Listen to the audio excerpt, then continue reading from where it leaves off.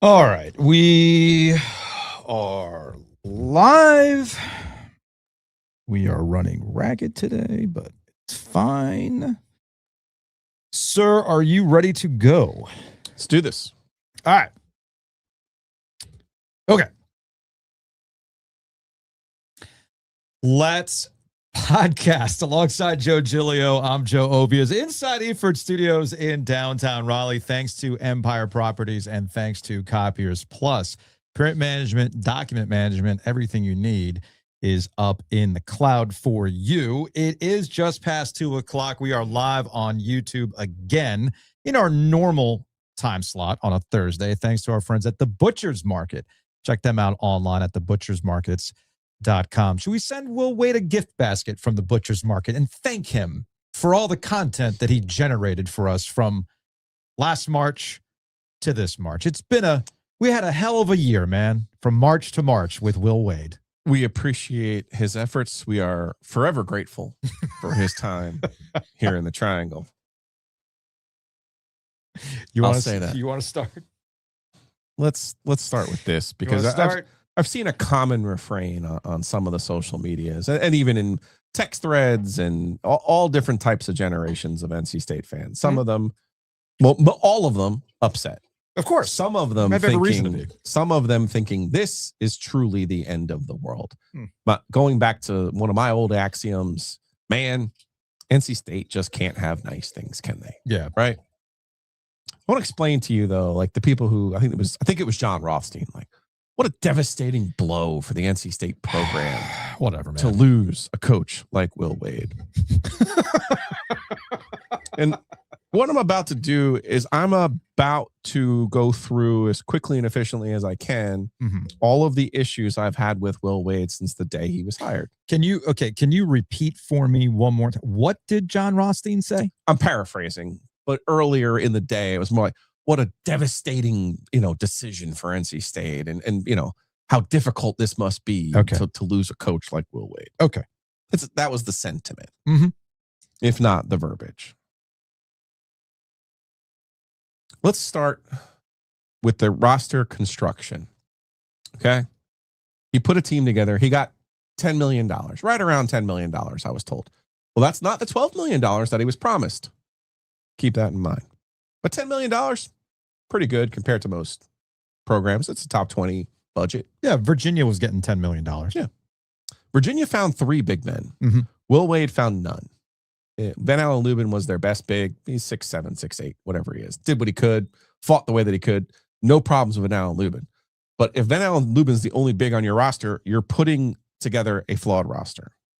Next, was it not a red flag to you that Darian Williams was on a team in Texas Tech that had Florida beat last year, and he decided he didn't want to be back on a team that had a legitimate chance to win a national championship? Yeah. Was that not a red flag to you when you were putting your team together? Like, I don't understand.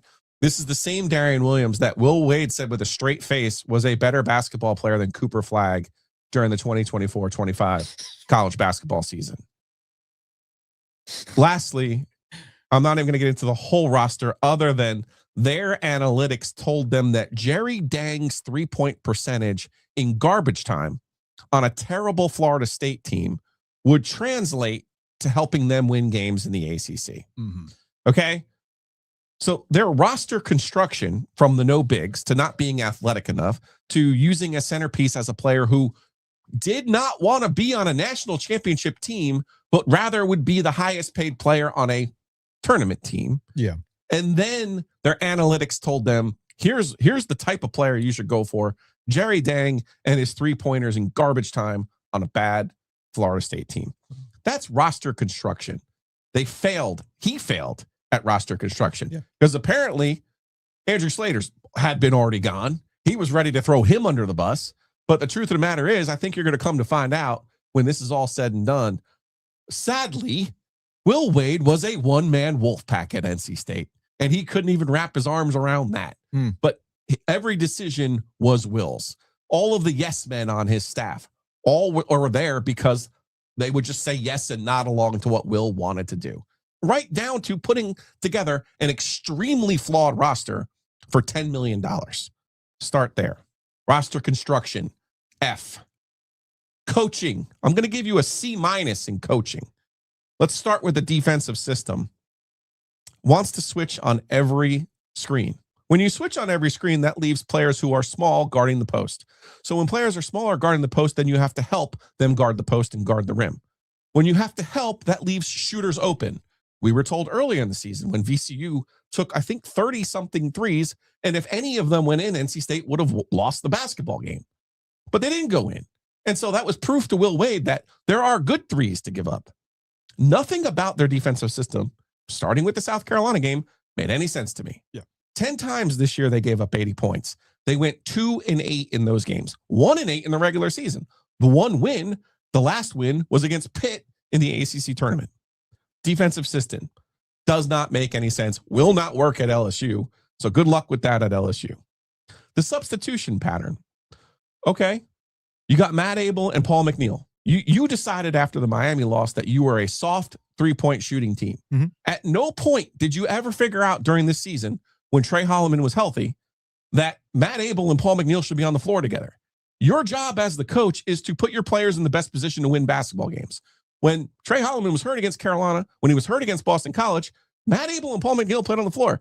They went 2-0 in those ACC games. Okay? How you could not recognize who your two shooters are and use them to their best of the ability, and also, by the way, give them a chance to come back next year and be on the same team and have something to build off of, under like most normal coaches would think. That was a failure of coaching. The roles for Trey Holloman and Arsenault. These are two players that each made $1 million, one from Michigan State, one from Houston. They were supposed to be defensive stalwarts. They were supposed to be linchpins to your team that was going to play aggressively. Neither materialized as the player that you needed them to be. So again, you didn't know what to do with your players who could play, and you overpaid for two guys who then you didn't know what to do to have them help your basketball team. That is a coaching failure. Let's start with the way ACC games started. It is your job as the coach of a basketball team to have your team prepared to play basketball. These are the fundamentals of coaching. NC State trailed at halftime of 7 ACC games this year. 7. They went 1-6 in those games. Okay? Oh, do you want to guess who the opponents were? Oh, well, congratulations. You could take the lead at Boston College. You're amazing. Congratulations. You took the lead against North Carolina, missing Henry Vessar and Caleb Wilson. Let me name for you these 7 games. Virginia here, Louisville there, Miami here, Virginia there, Duke here, Stanford here, SMU there. The one win was over SMU. Oh, look at that. Those are all of the NCAA teams who you played that were healthy. Essentially, you went 1-5 in those. You went 0-5 in those games. That's a coaching dereliction to not have your team ready to play basketball. That's on you. Lastly, the end of the Miami game, people. Okay, it's a one-off. Cool. Show me when Mike Krzyzewski ever did that. Show me when Dean Smith ever did that. Shit, man. Show me when Herb Sendek ever did that. The end of that game was coaching malpractice. His coaching this season. He did one piece of coaching after figuring out that Darian Williams was not the centerpiece of this team and figured out that Kadir Copeland should be. That was the one good piece of coaching he did this entire season. Mm-hmm. Okay? Now let me get to the messaging. I'm not going to spend a lot of time on the messaging. We've covered that. I'm not going to spend a lot of time on the messaging, but I'm going to say this. You never earned the right to talk the way that you did. I pointed this out when they hired him last year. He's never won 2 games in an NCAA tournament before in his life. And people were acting like, oh, we just hired the equivalent of Roy Williams. We just hired this great coach who's going to lead us to a national championship. Let it sink in. Again, he's never won 2 games. He's never been to the Sweet 16 as an actual coach of a team. He was suspended the one time LSU did it. Mm-hmm. Okay? So you've never earned the right to talk about the reckoning. You never earn the right to tell people what it's going to happen and it's not going to be, Yeah, I'm not talking about down the line. It's going to be right now. You never earned the right. And lastly, and more importantly than anything else, I'm going to show you this picture, okay? And I want to explain to you why this is offensive. Speaking of stolen valor, people who earned their right was Jim Valvano. Jim Valvano beat Dean Smith. Jim Valvano beat Ralph Sampson. Jim Valvano beat a Houston team with not one, but two of the NBA's all-time top 50 players on it in Akeem Olajuwon and Clyde Drexler. Jim Valvano then would go on to have a winning record against Mike Krzyzewski. I would love for you to find the list of coaches who have a winning record against Mike Krzyzewski. Dean Smith is one of them. I'll spoil the fucking list for you. Jim Valvano earned the right to say the things that he did and talk the way that he did. And he never talked that way, by the way. But this picture, why this is offensive, this picture was taken weeks before Jim Valvano passed away. Weeks. Cancer riddled through his body. And he sat for Sports Illustrated. He did a story with Gary Smith that was important, and important enough to save Mike Krzyzewski's life, by the way. This picture's at Duke after he had been fired by NC State, disgracefully run out of town by NC State. This picture's in Durham during his treatments for cancer. He earned this right. You never earn the fucking right.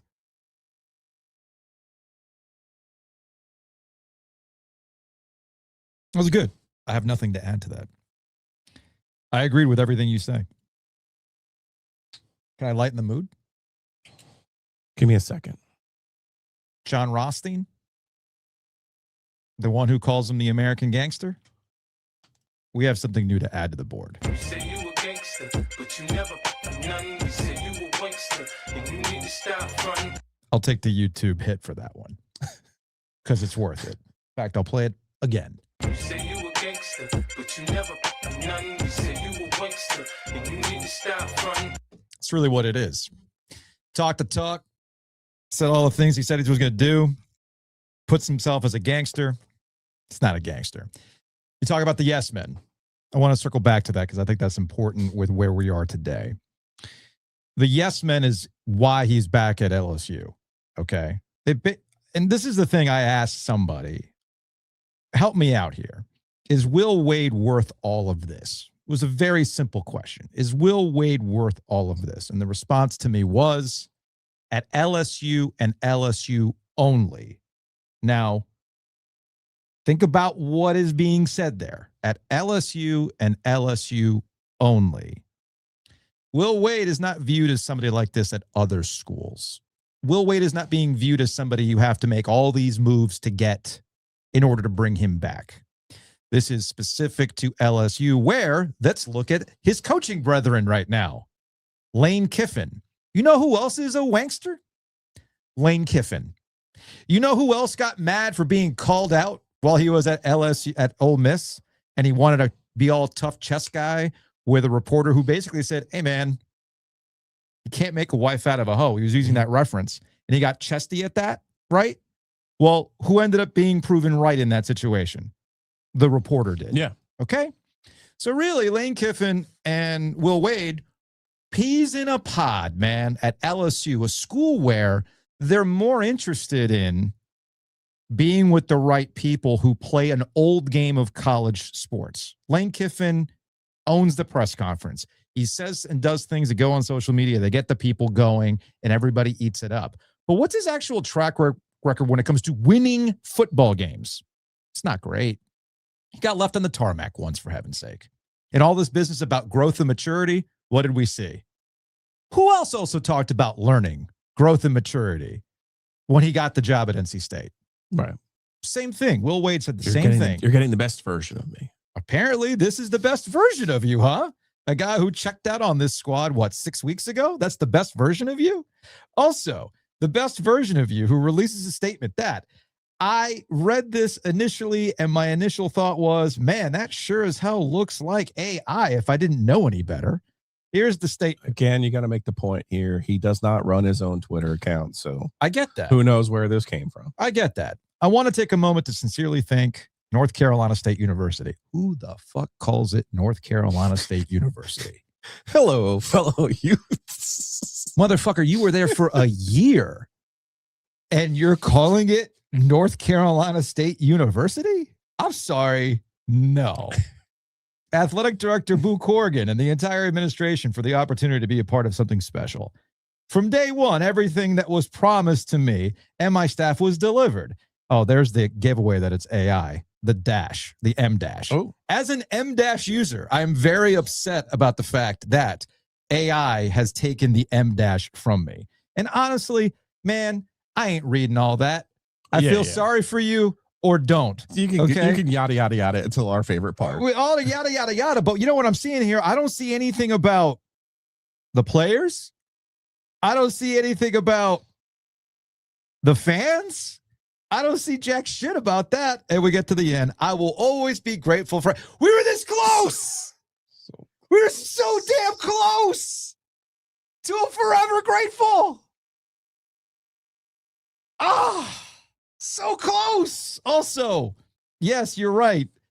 He's not writing that. And clearly whoever wrote that for him also wasn't writing that because we got this call to the sports phone. Hey, it's 1:52 Thursday. I know you guys are going live at 2, but Will Wade released a statement and someone on Twitter ran it through the AI thing, and it's 100% AI generated. Do with that what you will. Just wanted to be a messenger. Later. You're so phony. You're so phony that A, you have somebody else running your account for you to do these types of things. Yeah. Number one. Number two, you get AI to write this stuff. It doesn't even come from the freaking heart, so to speak. But that's where we are with Will Wade. Man, what a week, man. What a week. Gosh, and you thought the Carolina search would be good for week. business. What a freaking week. Anyway, Boo Corrigan's supposed to address the media at 2:30.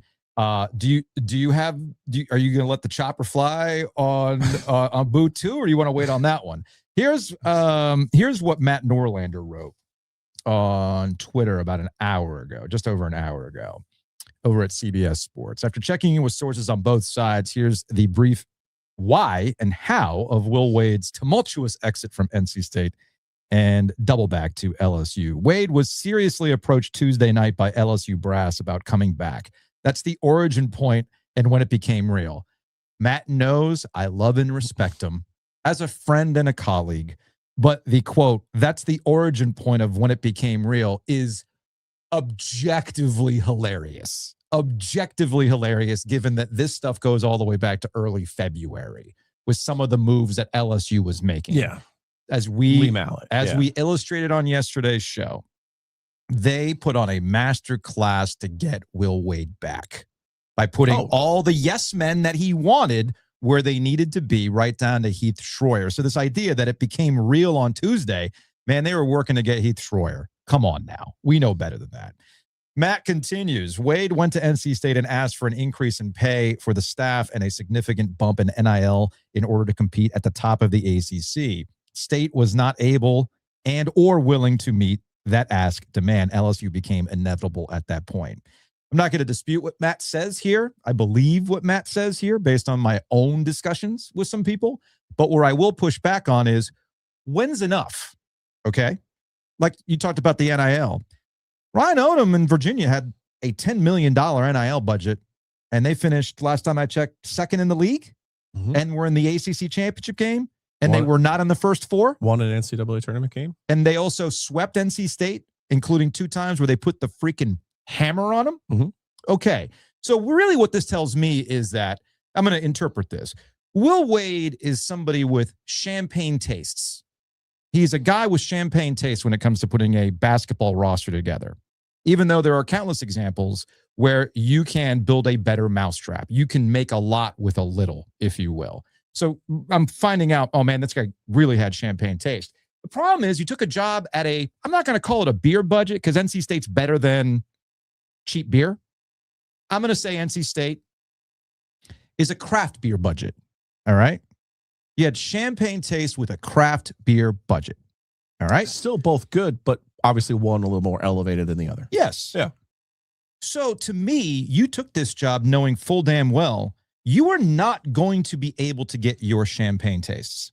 And you took a job knowing full damn well that Duke and North Carolina are right here. And here's the part that I find it even more hilarious. When Mark Gottfried called this a tough neighborhood, it legitimately was a tough neighborhood. Guess who had to play Duke and Carolina 4 times a year? All right? This is the new ACC, where not only did you play North Carolina and Duke just twice, you played them at home. And when you got one of them at home, they were missing their 2 best players, and it was your Super Bowl. So this is not even the same neighborhood, and you're still understanding, you're still worried about. This is me. I'm saying this now, reading this, because no amount of money was going to be able to do it. Because if you're at NC State, you're never going to match what Duke is doing. And now that North Carolina finally got the kick in the ass that they needed, it's about to get ramped up in Chapel Hill too, post-Hubert Davis time. So I stand by what I said yesterday. I will stand on business with this one. Will Wade took this job and I think came into it with such a cavalier attitude that he did not think that Duke and Carolina would be such a factor. He gets here, and he's so in awe of what happens at Duke, where he says, and I quote, they check in at the scorer's table. At the scorer's table, elite. I'm sorry, what? So it doesn't matter what the budget was going to be. Yeah. LSU was never going to not be outbid by NC State. Straight up. Number one. Number two, you were never going to get to the same level as Duke and Carolina, straight up. So you took this job thinking that NC State was going to roll deep like that? Get the fuck out of here with that. And when you realize that, rather than doubling down on the challenge as the American gangster that you supposedly are, you said, no, I'm out. I'm going to go back to LSU. Punked out. There's really no other way to put it. He punked out. Norlander continues. State had around $9 million in NIL this past season. LSU is going to easily clear $10 million in roster building resources per sources. That combined with State not being able to make up the difference in staff salaries, the primary catalyst for Wade's exodus. Again, I'll slightly push back on that. LSU president Wade Rouse was the driver on tempting Wade. Again, why do we know this? Where was Wade? The other Wade? McNeese. He was at McNeese. It all gets put down together. I'm also told that LSU is going to pay Wade north of $4 million to start on a 7-year deal. Keep in mind, he has a little bit more than he was a little bit more than $2.5 million at NC State. That just went 20-14 in a first 4 exit. One NC State source told me that Wade has communicated that this is rich. We're going to close right here. That he is not going to poach all of State's roster, and he wants to soften the blow on NC State as much as possible. Even Matt goes, LOL, in the wake of what's undeniably a messy and highly criticized decision to bail after year 1. Yeah, whatever, dude. You're going to bring one player back anyway because you completely mismanaged the Paula McNeil and Matt Abel situation. Yes. I think we could put our own timeline together, which we did. We did in February, but just to kind of review it, right? He gets here. He's promised the world. I think NC State delivered mostly on those promises. Mm-hmm. I do. The 12 million was the number that was floated out there. Yes, I believe it's 9.8. Let's just call it 10 million. Ultimately is where the roster settled at. That's fine. But in the back of his head, I'm thinking he's going, that's not the 12. And from the very beginning, I had people who used to work over at NC State tell me, Will's going to have his resources this year. And this person even said to me, I bet you they beat Kansas at home. Mm-hmm. I bet you they beat Carolina at home. And I bet you people are going to be happy. But I am concerned about how much money they are going to have for year 2. So let's start with that. If it's not the 12 you were promised, all right. Now there's probably a text back to Wayne Roos when, hey, just so you know, I wouldn't be averse. Because apparently this whole time he's been texting people at LSU saying, I will see you in the spring. Mm-hmm. Like, think about what a dick move that is. To text people at a school where you were fired and you're out at a new school, not even 5 months, and you're texting these people back in Baton Rouge, I'll see you in the spring. Then we get to December where I believe, and I don't know this is just me, this is my speculation. I believe it was Andrew Slater's job to identify the best players in the upcoming class to have a difference maker so that they could build their roster around. And Darian Rippey, by all accounts, was that player. I'm assigning that job to Andrew Slater, mm-hmm. whose job it was at Oklahoma City to help identify the best young players. After Darian Rippey decides he's not going to NC State, and to make it worse, he's going to Duke, I think that also was a signal to Will Wade, oh shit, this is real. Mhm. The idea that I was going to come in here and talk tough and have a reckoning and all these other things and make it work and steal recruits from Duke or Carolina or Kentucky or Kansas or wherever. Lost a recruit to Kansas too, by the way. I think the Rippy thing really hit him. Mhm. Then you get Lee Mallett hired. Now they start fairly decent in the league, right? But they go to Maui, they get embarrassed. They go to Auburn, they get embarrassed. They come back home. He has this practice with UNC Asheville, in a full-on practice in a walkthrough. Yeah. Okay. Then I think Lee Mallett gets elevated. I believe it was January, right? To the chairman of the visitors or whatever his official title is. What? So at LSU. real quick on the Lee Mallett thing. When Lee Mallett was put into that position, that's when this thing took off. Exactly. So now all of a sudden, Lee Mallett, if you don't know, LSU supporter, as my understanding during Will's first tenure there, was one of the biggest boosters for LSU basketball. I think that's the fairest, cleanest way to say it. You can interpret it any other way you'd like. Sure. Now, all of a sudden, you got Will saying, well, my budget wasn't what it was. I can't get Darian Rippey or the player that I identified, right? By this point, it's also January. It's pretty clear he doesn't like the roster that he put together. And now, all of a sudden, you get to February. And if you look back, Joe, in February, when we did our thing, that's when the guys down at LSU were starting to talk about Heath Schroyer. Yep. Then, in the interim, too, don't forget the AD who didn't want to hire Will Wade got fired by LSU. Mm-hmm. That's a big one, too. Don't forget that happened. So now, all of a sudden, you're talking about all of these pieces coming together.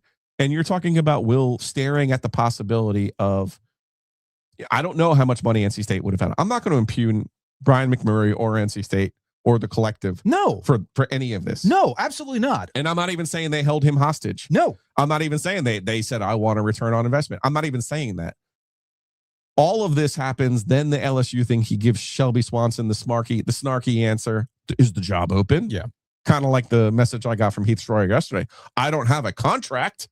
It's not official. So, like, no shit, dude. You don't have a contract. It's funny. Like, it's funny you mentioned who are you that. talking to? I'm the person who broke the story on your head. You don't tell me you don't have a contract. Get the hell out of here. It is funny how in this day and age, and knowing what we know about how this kind of stuff works, that they went back to the bag of tricks that people think still work today. Yeah.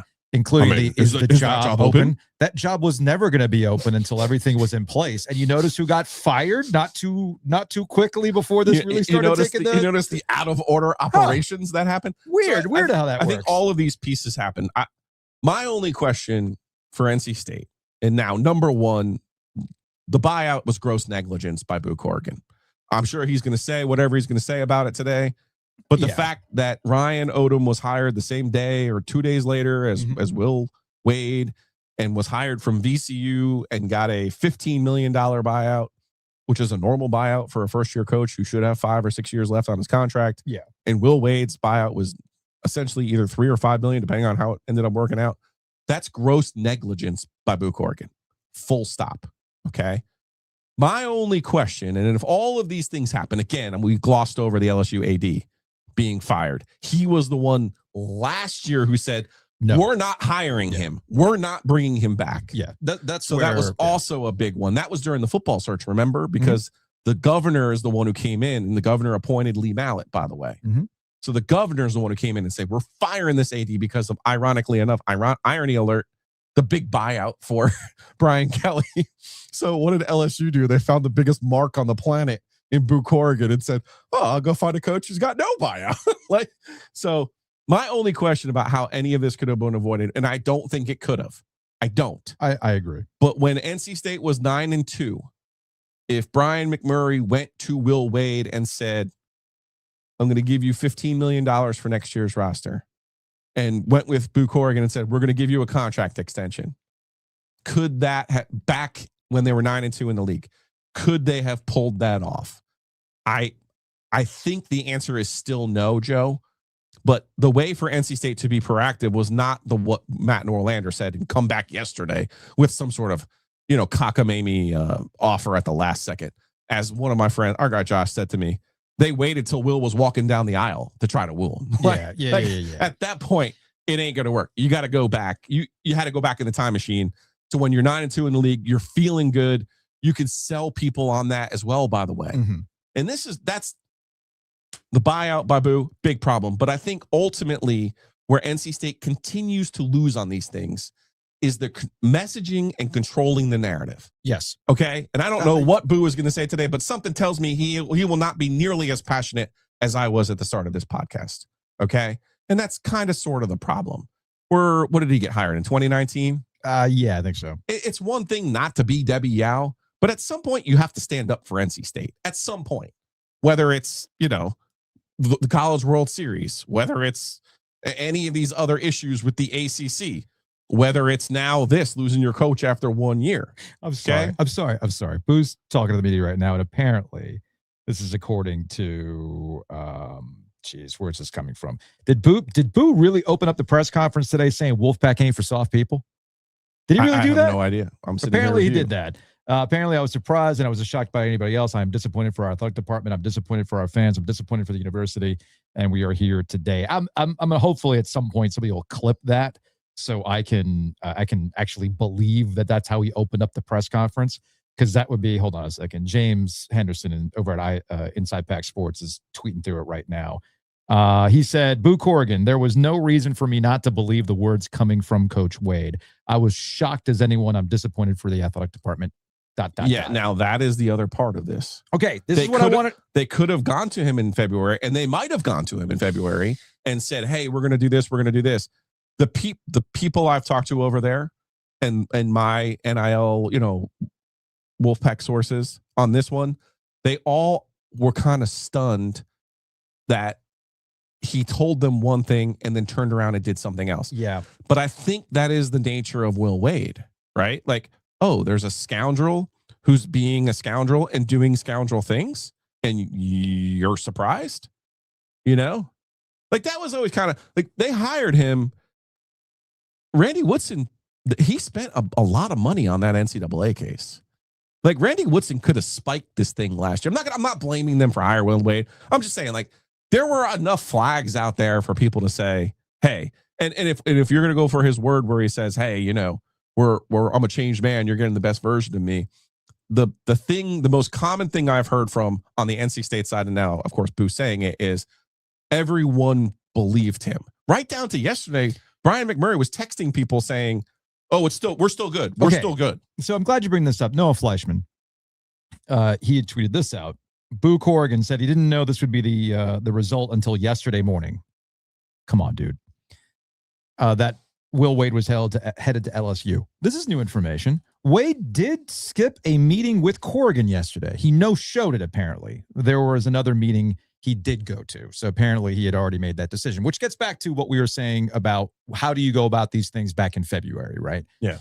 And I maintain, based on everything that we know right now, there is literally nothing NC State could have done. And let's say that Wade, this is where you got to be proactive. This is where you got to think 2 steps ahead. This is how you have to think like Will Wade and use his own words and his own tactics against him. He got to McNeese State and he promised them what? 2 years. 2 years. He gave him 2 years. They make it to the NCAA tournament, and his exit was something that was completely understandable. You notice that everybody was cool with it. They knew what the deal was. All right. Even if they met what Will Wade was looking for, and let's say they match everything that they needed, Will Wade was going to have two problems. All right. The first one is his own results. All right. Yeah. Here's the one thing about being a person of champagne tastes at a school with a craft beer budget. All right. If you go 2 years in a row without producing the results, which was entirely possible because I didn't trust, if this was what he put together with that money now, and Ryan Odom was able to do what he did with that money over there, well, how am I supposed to believe that you can do this next year? What lessons were learned? Can you scramble? Can you put this roster together? And let's say they have another, as I like to describe, an NC State ass season, right? On the bubble. You do make the tournament, basically stuff we've seen before. And then you got to go back for the money again. Do you think the people who have been cutting these checks are going to go, sure, Will, whatever you want? Meanwhile, the cycle of Dave Doran is, and I already saw it, well, we're spending all this money on basketball. Man, that X amount of money that we spent probably could have gone to a skill position that our that Gunnar Rivers could have used. You see where I'm going with this? Yep. All right. Speaking of Wolfpack ain't for soft people, you got to compete with the legacy guy and making sure they have a successful football season. NC State ain't just flowing cash. And that would have become an issue. And then here's the other thing. And this is why I think it's probably better for NC State that this happened now. I know that it's embarrassing. I know that everybody's pissed off. But I'm telling you right now, it's better that this happened today, at this moment, than going through another season of this bullshit. Because that Matt McMahon dude probably had the greatest gig of all time. He's getting paid what at LSU? And they don't give a shit. They really don't give a shit. If they brought back Matt McMahon next season, do you think anybody cares? No. They're like, hey, Matt, can you go out there, get paid a couple $1 million, and I don't know, maybe win a game in the SEC? That would be nice. 6-30 the last 2 years. We're not asking much. Just win a couple games in the SEC. Can you hold down the fort until we make another run at Will Wade, who can then say, hey, man, I gave NC State 2 years. Right. He could have given you the same speech. And given you the same speech. Okay? So this was never. This is not a loss for NC State. It's not a loss I'm for sorry. NC State. I explained it in the opening of this episode. It's not a loss. All from the roster construction to the way that he coached the team. And it's honestly, I glossed over the messaging, people. I glossed over it. Okay. No, because we covered it all year. It's just been awful every single step of the way this year. Yeah, we covered it. We covered it all year. Let's see. This is also from Boo, from Noah Fleischman. NC State Boo Corrigan. Today is going to be the end of Coach Wade. We're going to find a coach, and then we're going to celebrate the new coach and move forward. I got to see these clips because I got to see if Boo is capable of ratcheting it up and emoting an actual level of some venom. I'd be curious about that. All right. A couple other things before we move on to housekeeping. We do have some more Carolina coaching search stuff, right? Because again, what a week. Right? What a week. But here's what I'm going to say. Actually, I have to go by my own notes. Let's do what's next after this, because I have a request for both schools and whoever lands at each school. Okay. Oh, well, one thing. Yeah. If I didn't think these would age like sour milk, because it happens, right? Like something happens and then people sell a t-shirt and then you're like, seriously, like 2 months later, you have to explain it. Like it just becomes more of a problem than anything else. I just want to give Mikey P a shout out. Like this, if we were more enterprising, and I didn't think they were going to be sour milk. Like what I think I will do, just so this graphic does not go to waste, because note the basketballs in the background are all like upset and sad. I am going to have Glenn from Color Graphic make a poster of this for us. Yes, but just immaculate work from Mikey P on the American Wankster. Yes, it was fantastic stuff. Also, you grabbed the Will Wade basketball camp. I did. Yeah, I was there. Well, we were there yesterday. Maybe I shouldn't incriminate myself publicly. Oh, you don't think people could be grabbing these, man? What are you talking about? Let me see if I could. Let me hold on a second, because I actually asked one of our guys to pick it up for me. I have it in the car. You have it in the car. Okay. Well, I have a picture of it so people can see what I'm talking about. So these are all over the place. These Will Wade basketball camp placards, little street signs. This is going to pop in the studio. It's going to pop. My wife this morning, she had the other car. She's like, did you take that sign? I go, well, I mean, yeah. He's gone. Don't worry. It's fine. It's fine. They're not going to need them. All right. So before we get into the what's next, I do have a request for whoever is going to be next. Because, we'll get to the Carolina stuff here a little bit after housekeeping. 2 things you do not need to do if you're the next coach at North Carolina or at NC State. All right. First and foremost, don't recreate the Jimmy V picture. Okay. In fact, let's just blow this up. And how about you don't recreate any iconic Sports Illustrated photo? All right. Excellent advice. We've already covered Will Wade and Jimmy V. Okay. Don't. Meanwhile, we all remember this iconic photo of Dean Smith on Sports Illustrated. Okay. Dean Smith and his high-stepping heels from November 30th, 1981. Yeah. Note the 5th starter who's missing. MJ. Because freshmen don't get that opportunity, Joe. It was a different time, folks. It was a different time. As we know, Hubert Davis did this. For the 23 season. October 17th, 2022. Hubert Davis in his high stepping heels. What happened to that team, Joe? They became the first preseason number 1 to miss the NCAA tournament. So don't. Whoever takes these jobs, I ask one thing only. Keep the Sports Illustrateds in the attic. Okay? Yes, Sports Illustrated as a brand is dead. Just let it be dead. Don't. Here's the other thing you should not do. Piss off the coach's kids. Oh. Okay? In the process. NC State, you have pissed off KJ Keats retweeting John Rothstein about Will Wade going back to LSU. And he used the Kevin James meme. He's just, KJ Keats just put the Kevin James shrug like, Well done, KJ. Well done. Meanwhile, Elijah Davis scribbled out Carolina's jerseys and said, right where we need to be. It's his plan and his plan only. So the kids are about this. Couple other things that are very poetic for the Triangle. Do we need to do a quick, brief history of Triangle Good and give you yet another example of how history in the Triangle does not repeat, it simply rhymes? So there was another NC State coach. Now, this person is from here, so it's a little bit different. Okay. We're talking about Press and Pistol Pete. Oh, okay. Okay. So how did Press Maravich and how do we have the Pistol Pete Event Center down in Baton Rouge, which is a nice looking building? I've been to it. Man, I could really use Tudor right now. But Press Maravich, Everett Case was the coach at NC State. He coached like 2 games of the 64-65 season. Press Maravich replaced him. Mm-hmm. Then he coached the next year, the 65-66 season. There were, I believe it was eligibility issues for Pete Maravich, who was a star at Broughton High School. NC State, for whatever reason, did not admit Pete Maravich. Mm-hmm.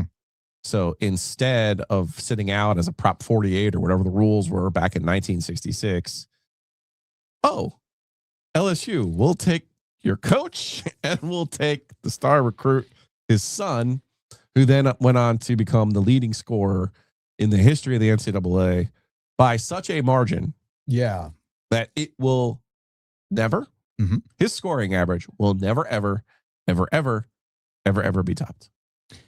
So we got that NC State, Raleigh to LSU connection. Yes. And then I saw this from Josh Goodson this morning when he saw Wheels Up private jet, Baton Rouge to RDU, 10:05 Central to 1:14 Eastern time. Clearly that is a private jet to come get Will Wade, where he fires off, or somebody in his crew fires off an AI-generated thank you to Twitter. Yeah.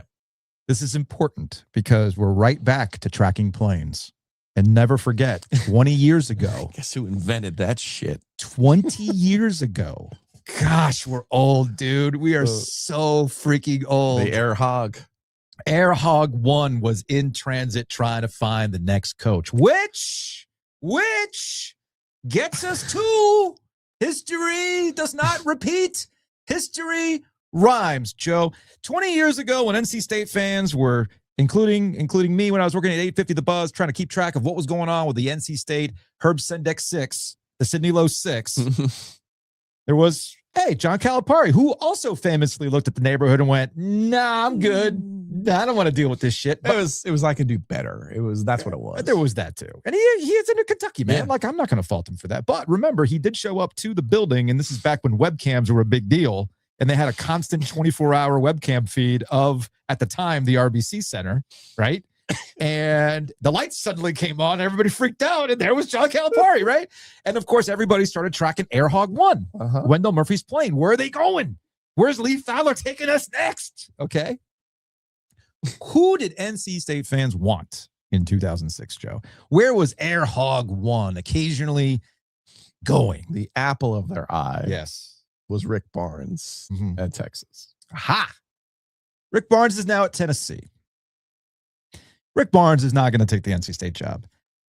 However, there is somebody on Rick Barnes' staff at Tennessee who has done a very good job in terms of recruiting, being an assistant coach. Who could that be, Joe? That would be Justin Gainey, who was interviewed the last time around. Totally understood why they took the chance on Will, that they wanted to take a chance on Will. As this has been explained to me, and you and I know this basically from hockey, right? When you hire somebody in hockey, like you take a chance, right? You hire like one style coach. Invariably, the next time you take like the safe choice. Yeah. I feel like Justin not only would be the safe choice, but the right choice. It'll be interesting to see how Boo handles it. I know he liked him last go round. If I say something nice about Justin, it might mean Boo won't hire him. So I'm just gonna tell. I'll save some of my Justin thoughts for later in the process. But to me, Justin Gainey and Levi Watkins, who would be on the same staff, that would be. You're talking about guys who know how to find players in the SEC, ACC caliber players, and probably not at the price that everyone else would have to pay for them as well. And if my math is right, Levi Watkins is one of the assistant coaches who helped recruit Paul McNeil to get him here. And I think it would be nice to be able to hold on to Paul McNeil. Now, here's some more quotes from Noah Fleischman. I'm just refreshing his Twitter since he's the one who's consistently putting out blurbs. Young Noah, Corrigan. the hustler. He's hustling. I respect it. NC State AD Boo Corrigan, we don't want to be a stepping stone on the way to another job. Again, we thought we had that with Will Wade. Okay, I see why you had to say that. You don't want to be a stepping stone job, but there was always a timer on Will Wade. I think that was always going to be the case. Corrigan believes the next coach will want to be here for the long haul. Something to keep an eye on with somebody like, say, Justin Gainey. Boo Corrigan also said he had not spoken with Will Wade since his meeting with him yesterday around 12 or 1 o'clock. I think they were genuinely upset that he lied to their face. I believe that. Well, there were people at the ACC tournament who were walking around saying he's coming back. He told us he's coming back. No, Boo straight up says, quote, I would commiserate with the fans about being lied to. Yeah. Straight up. Yep. Being lied to. Now, Will Wade, who has his own background doing the very thing that Will Wade does, is kind of like the classic, I didn't realize that, voting for the leopards will eat my face party actually went out there and ate my face. So there was a little bit of element of that when it comes to Will Wade. But yes, I just thought that to kind of put an end to all of this, there's a little bit of things that I'd like to reiterate, right? And I want to make a couple of things here clear because I saw this. I've seen some iterations of this. I'm going to use Barstool Pack as the example of this. And Barstool Pack just says, Giglio, Ovies were always right. And this is not about, because I know what some accusations are, like, oh man, you hated that guy, yada, yada, yada. No. Hate, that's not, people use that word way too willy-nilly, okay? Hate is reserved for something that's like real in the pit of your heart. Like this is sports, man. We're just talking about sports, okay? You're like, when the Virginia people say the grounds, you do kind of hate that. I totally get that. I think, and I will go back to this. It's something that I've said a lot in that I think in the day and age that we live in with media is that you forgot what it's like when somebody holds somebody else accountable for the things that they said. I will leave it at that. Let me repeat. In this day and age, we have forgotten what it is like or to hear people hold somebody else accountable for the things that they have said and to back it up. And as Giglio wonderfully illustrated at the beginning of this program, he did not back any of his shit up. If that upsets you, that we were holding Will Wade accountable like we would any other coach and just didn't drink the Kool-Aid like people wanted to, hey man, that's a you issue, okay? And before you say it, well, what about the times you guys got stuff wrong? I would remind you that everything we do is like on record. Okay. It's all on YouTube. It's all in podcast form. Until Google decides to wipe the servers, it's all there. And in those instances in which we've been called out for stuff that we've gotten wrong, what have we done? We've come back and said, hey man, we got one wrong. We got that wrong. Yeah. We'll try to do better next time. Okay. Every single time. So understand what it is. Our job, one of our jobs, is to bring the conversation amongst the triangle people in one space. not be in everybody's silos. Let's bring everybody together. Let's have a conversation. Let's get the state people, the Carolina people, the Duke people, the App people, the ECU people together so we can have a conversation. But it's also, somebody's got to freaking do it. Somebody's got to do it. I'm sorry, but like this business of just kind of regurgitating what the press conference tells you, that ain't it, man. That ain't it. Yeah. And if you mistake that for hate or you always had it out for this guy, nah, man, we were just calling it for what it was. And it was as simple as that. And if that was too much for Will Wade, if that was too much for some people on his staff, well, then have fun at LSU where they'll tell you all your shit is great. And if it doesn't necessarily work out, and I don't want to hear from LSU fans in the chat about, oh, no, we have our own standard here. Okay. For football, maybe. Hell, probably for baseball, too. Yeah. Definitely for women's Tommy basketball. Tanks. But by the way, does he go on the Mount Rushmore? I can't. Are we ready for the Mount No, Rushmore? we're not ready for the Mount Some Rushmore. We got to acts? stop. We're 50 minutes in, man. We Okay. got to do a little housekeeping here. That's the beauty of doing the live stuff. So let's do a little housekeeping, and then we can get to some Carolina stuff. And then we can get to some OG sports phone calls and a Mount Rushmore of NC State villains. Housekeeping is brought to you by our friends at Enovana. Check them out online at enovana.com. If you have mess inside your mansion or trash in your cabana, get it clean with Enovana. So a couple things. We got the OG Secret Stash. If you are full on in forever grateful mode, I suggest you go to theog.shop. Again, that's the og.shop and get yourself some forever grateful merch. It's fantastic stuff. Again, that's the og.shop. We got a bunch of other stuff that's happening there. We also got the OG Birthday Bash, which is taking place on May 2nd. Still working on a food truck. Maybe our friends at the Butcher's Market can help out. Yes. They've got a truck. They can cater your events at the Butcher's Market. So check them out online at thebutchersmarkets.com. Of course, our OG Birthday Bash is brought to you by our friends at Whitaker and Hamer. You can check them out online at wh.lawyer. Again, that's wh.lawyer. And speaking of forever grateful, Whitaker and Hamer put us in contact with Hometown Realty. And Hometown Realty has been with us from the jump here on this podcast. And you can check them out online at myhtr.com. We were at their agent appreciation event. It was a very cool thing to see a place that's been there for 25 years, recognizing people have been working for them for a variety of different years with all sorts of recognition and like very emotional speeches. This means a lot to be in the community. Yeah. It means a lot to Barry and the crew to be in the community. And it was fun to be there for that event. Jealous. Yeah. How it was like to be at a work function. Yeah, right.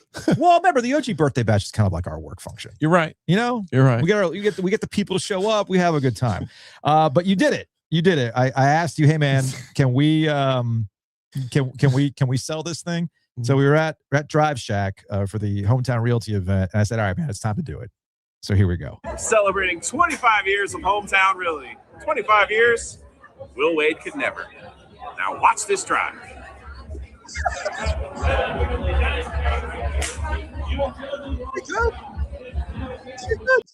That was pretty good. I'm just glad you said watch this drive. I appreciate that.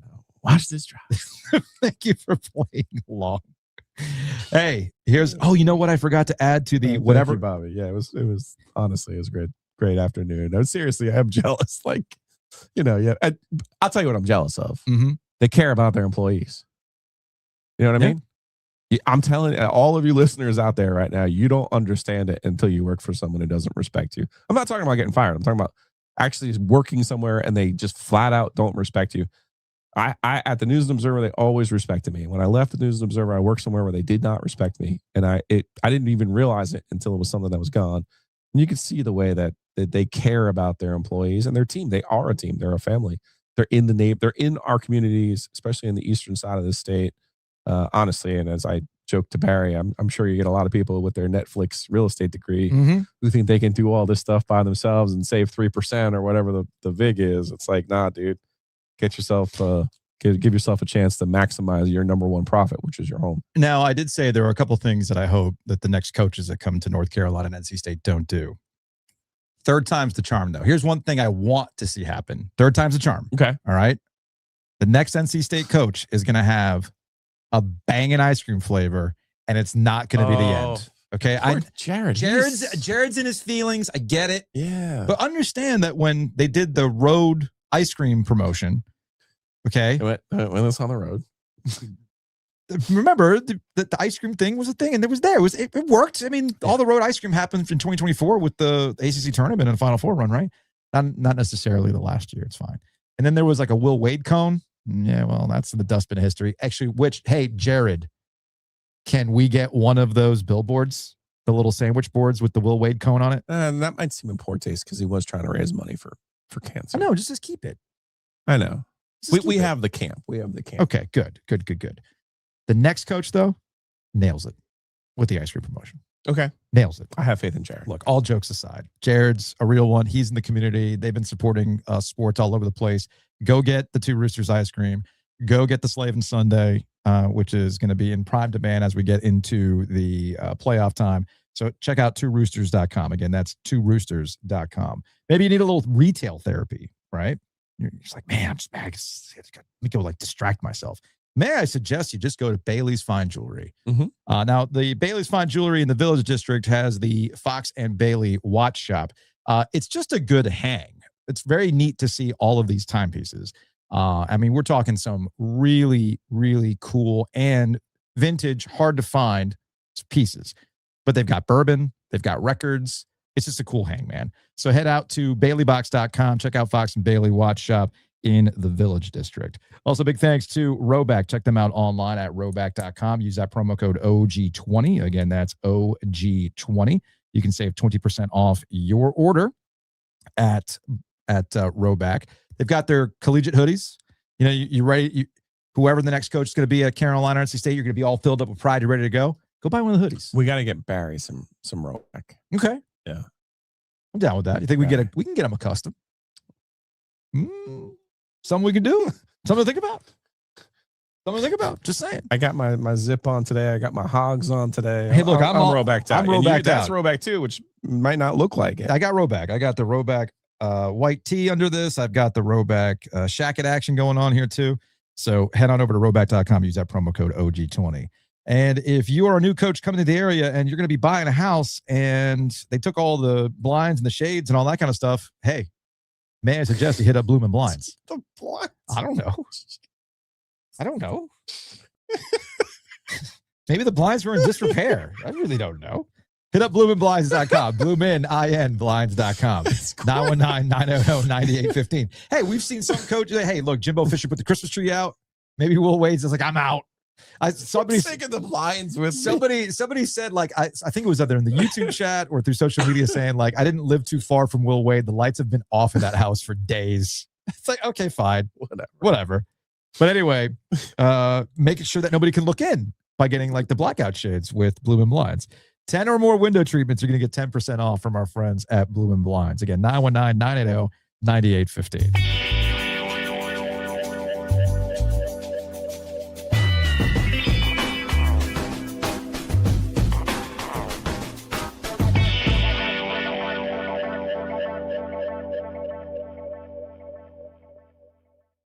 All right, we will get back to NC State and we will get to some OG sports phone calls, but let's talk about the other big news of the week, the other big seismic what we thing. thought we would be talking about this week. I mean, seriously, as Paul pointed out, the biggest little brother energy is to try to be like, no, look at me, look at me.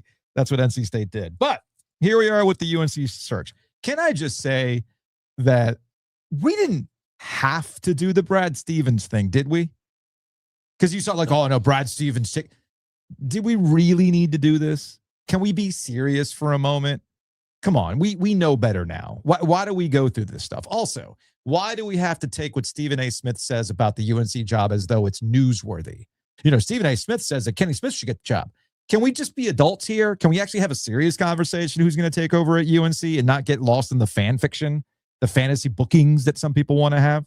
But here are some legitimate names that seem to have taken their name out of it or they were never really in consideration. Okay. Let's start with your boy, Nate Oates. The grass is not always greener. Opening and others potentially down the line, your name gets brought up. Do you have any kind of comment or reaction to that? Yeah, I mean, it's not the first time. And look, a lot of respect to the other programs that may open, and they've got great basketball tradition. And, you know, as a young high school coach, maybe shoot, I didn't think I'd ever be in this spot, to be honest with you, that long ago. So if you've gotten to know me, I'm not a guy that's trying to always jump around. Like the grass is not always greener. I love Alabama. My girls love Alabama. They're here with me. I love working with the administration that I work with. I think Greg Burns, best AD in the country. I love working with him. Great if I was able to work with him the rest of my career. They're doing everything they can to make sure that we've got a competitive program. And as long as we're able to compete to win championships here, SEC, national championships, we haven't done that here yet. I'd love to be the coach to bring us our first national championship. We got to a Final Four. So to me, there's absolutely no reason to leave here. And while it's flattering that a high school guy that caught a couple breaks would be mentioned with some of these jobs because they've got a lot of tradition, I'm not a guy that's looking to get out of here anytime soon. I love it here. My girls love it here. I love working with the people at Alabama. So, yeah, names are going to get mentioned. I'm probably one of 10 or 12. Like, it is what it is. That's the business. But I haven't talked to anybody, nor do I plan on talking to anybody. Didn't hear. I had a player arrested for pot. I tried to use an ineligible player during the regular Never season. mind that. Never mind any of the other stuff. Just nobody wanted you. Much like NC State. Much like NC State is about finding the right fit. Nate Oates was never going to be the right fit. No, and I was an At early North advocate Carolina. for him because of the way his teams play. They do play a pleasing style. Mhm. But obviously his personality and his flaws will Just would not allow him to be Carolina's just not that. And that's the thing with Todd Golden too. I haven't seen any comments from Todd Golden, but I don't think Todd Golden at Florida is the right fit.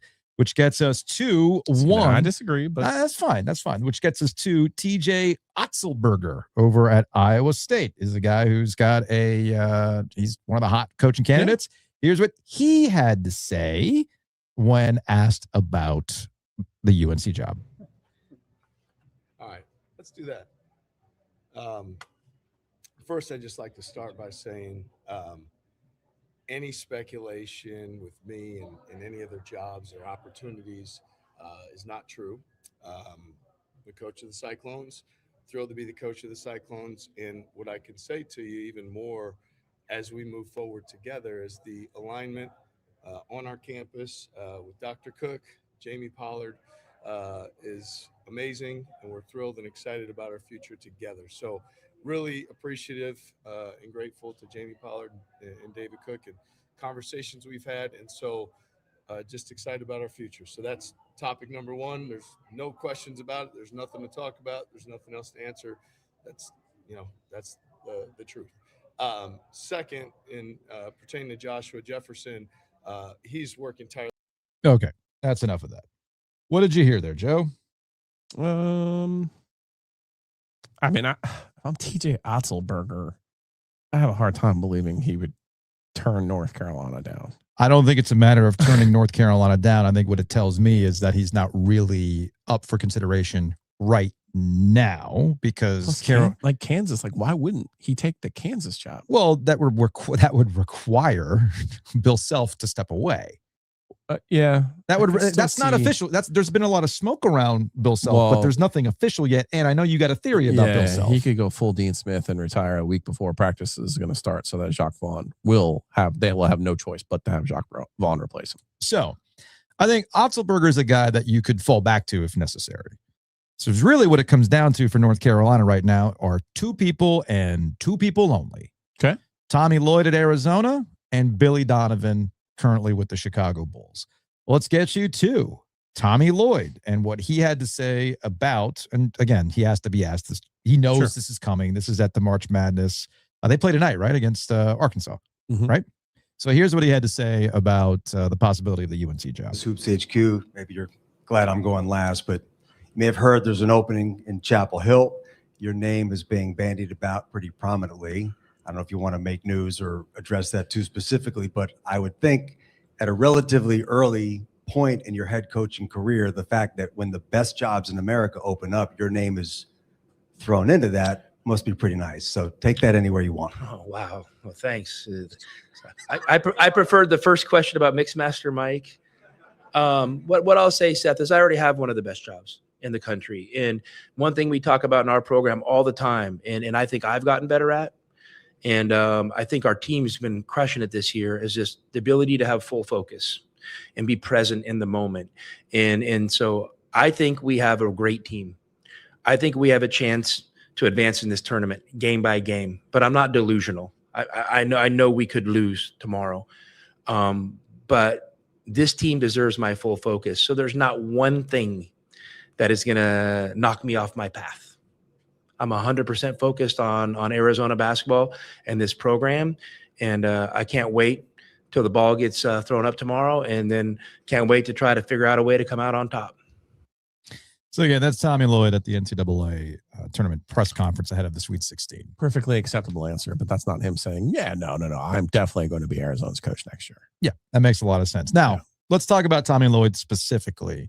And we talked about this with Brendan Marks at The Athletic and why this name is obvious for Carolina and why they should target him, and he should be target number one. The first thing is something that you and I have talked about as it relates to whoever the next coach at North Carolina is going to be. It's going to have to be somebody young and who's been able to do it. And if you look at Lloyd's background, you look at what he's been able to do at Arizona, he's certainly doing it. Now, there are some complications. What happens? What if they win? What if they keep winning? Right. Shaka Smart style. That becomes a bit of a problem, But right? if something good could happen for Carolina. Let me float this to you. It was floated to me. I want to bring this to the podcast. What if they meet Duke in the championship game and lose? Which is my prophecy. That's your prophecy. Yeah. Does he do like Carolina fans go, oh, we'll forget it? Oh, because he lost to Duke. Or do they say, aha. Now he's super locked in and motivated. And he's so sour about losing to Duke in the national championship game that he's going to go to Carolina and he's going to run this tobacco road. He's already 1-0 at Duke. I know. And that was with Tar Heel for life. Tar Heel for life. See where it all comes together? The other connections here, too, for Tommy Lloyd that make a lot of sense. It's that Mark Few thing. Yeah. And how do you thread the needle that satisfies the family? My family. Do you think Will Wade will come up with a new Baton Rouge accent upon his return to like really double down? That'd be awesome. You know, I've always wanted to talk like this. I couldn't talk like this in Raleigh. Anyway, so Lloyd satisfies, if you're not going to get Mark Few, who's Roy's boy, then you can get the next best thing, who's part of that tree and has these connections and who's been doing it at a spot at Arizona that has a basketball history. And now you can do this at North Carolina. So he checks off a lot of boxes. And it's not in the same league where it was forever. It's kind of in this wonky Big 12. I guess the scuttlebutt is he doesn't exactly love working for the AD at Arizona, which is always important. So now this gets us to Billy Donovan and the Chicago Bulls. I know that Billy Donovan recently was asked about this. He also did one of these no's, right? You know, denials. But here's Jeff Goodman, who is tied to Billy Donovan. Yeah. He has his NBA connections. Here's Jeff Goodman on the Field of 68 explaining why this might not make sense. Card here is Billy Donovan. That's the wild card. I was texting with him earlier. He didn't give me anything.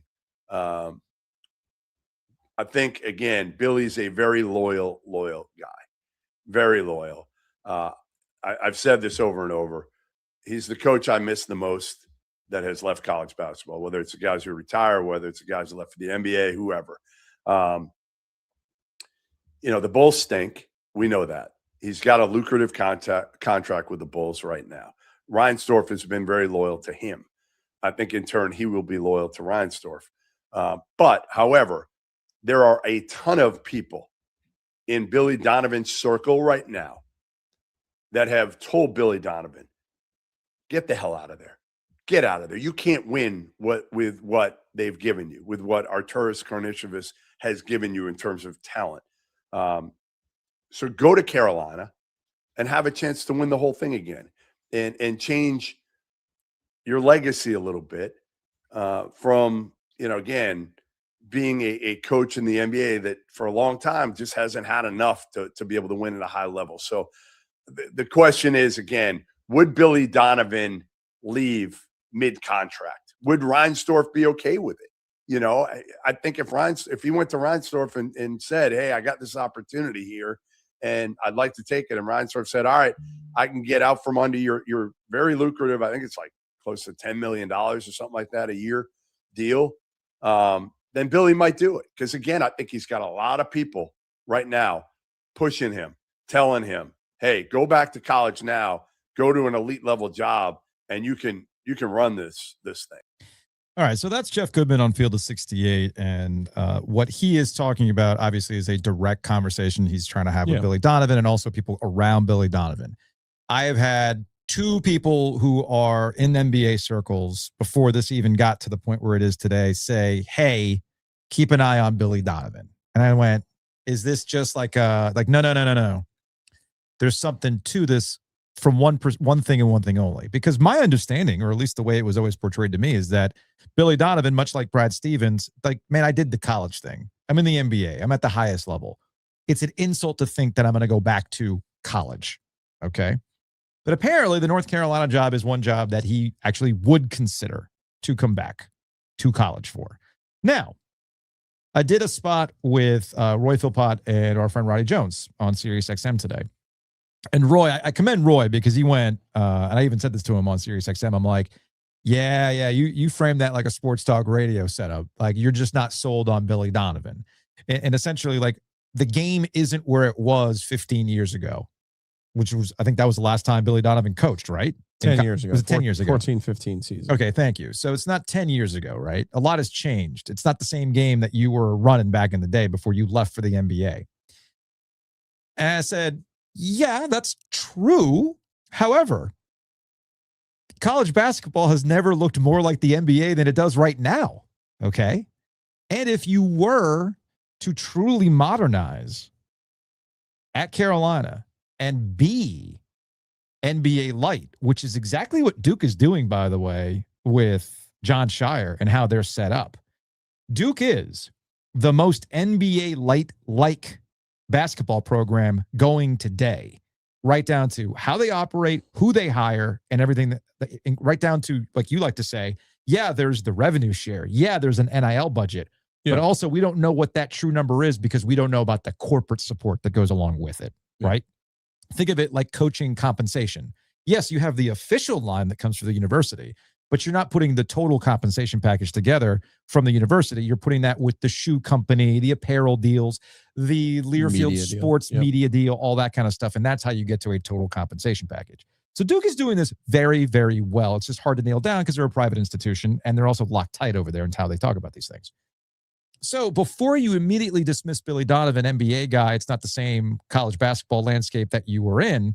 Well, what's the one thing you don't have to worry about anymore? The relationship business, right? You don't have to worry about trying to keep somebody here for 4 years. That's not what this is. It's more business-like. It's more strategic. And you can all be on the same page in the same way that Duke is doing this. All right.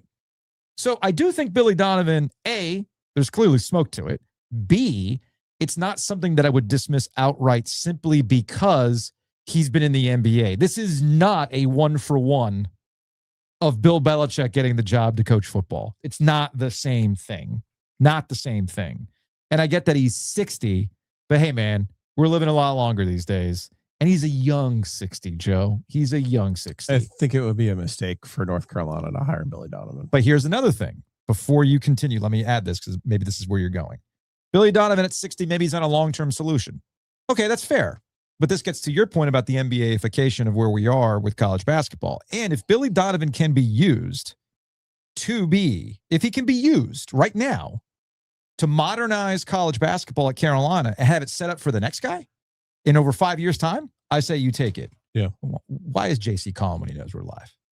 He doesn't know that. Oh, I would expect him to know. But anyway, so why don't you think this is a good thing to this? Yeah, I wouldn't hire a 61-year-old coach. I wouldn't hire someone who's been out of it for 10 years. I think he would be fine if you're looking for fine, but I think they should aim for better than fine. Okay. I think Lloyd checks a lot. Is Lloyd better than fine? Lloyd checks a lot more boxes. I would hire Todd Golden. That's who I would hire. Even though that might not be a personality fit. What do we really know about his personality? Again, we know less about his personality than Nate Oates. Nate Oates is. Yeah. Apparently, again, these are just how people talk about these types. Oh of no, things. I understand that. I can see them with their cultural fit words and some of those other things, but I'm just telling you what I would do. Okay, I got you. Like I hear what you're saying, that it's not Belichick, and I do think this is a Lee Roberts, Steve Newmark decision, and I think they're the ones who landed on Belichick. But I also think there's a significant difference between hiring a coach for UNC football and hiring a coach for UNC basketball. That's what I think. And if it getting back to the Lloyd and potentially waiting for Lloyd, and I watch Acuff go off on him tonight, on them tonight, but I could easily see making it work with Jim Tanner as the GM for this year and letting him get the bones to get going on your roster because if they play until April 6th, the portal opens April 7th. Mm-hmm. So they would need something to kind of hold the fort down. And maybe they could do that with one of their assistants. I don't know. I don't know the status of all of their assistants who will be on the payroll. Given the Carolina family, at least one of them would be willing to hold the fort down, because there are some players on that roster that they would want to keep. I don't know what Vesar's status is going to be. Would he be excited to see Tommy Lloyd again? I don't know. Don't know. I'm not saying you make decisions based on the players on your roster. I'm just saying, if you're going to wait till April 6th, that's a risk. That's a risk. Not one you can't. It's one you can afford to take if you do the right things in the background. Yes. And I think they have enough good soldiers. Yes, I do. Yes. I do think they have enough good soldiers that a Sean May or a Brad Frederick or Marcus Page could hold down the fort with a Jim Tanner combo platter. And now that's hard. They don't know you want those guys picking your roster for you, but you know what I'm saying? It's complicated for Carolina. That's what the only thing that I like about Golden, one of the only things I like about Golden is he's available. He is available. The best ability is the availability. He is. Yeah, he is currently available. That was the magic bullet win that you got from Iowa. Sometimes you got to take that and run. Yeah, no, I understand where you're going on that one.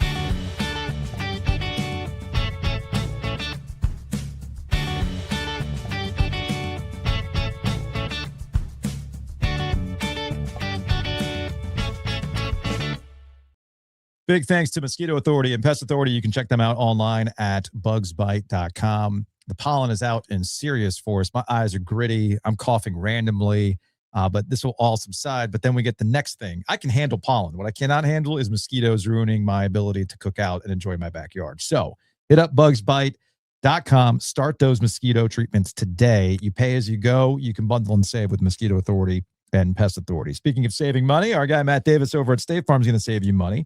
All you got to do is go to insuregarner.com. Again, that's insuregarner.com, or call them directly at 919-779-8277. With Matt, just look, when's the last time you thought about your home and auto, right? Also, if you're like me and you're looking at, man, credit card debt's going up, got to look, fine, everything's expensive now. I'm looking for ways to maybe cut back here and there. Well, one of the things that you could probably save some money on month to month and help out your budget is your home and auto insurance, especially if you haven't thought about it in a long time. See where Matt can save money for you.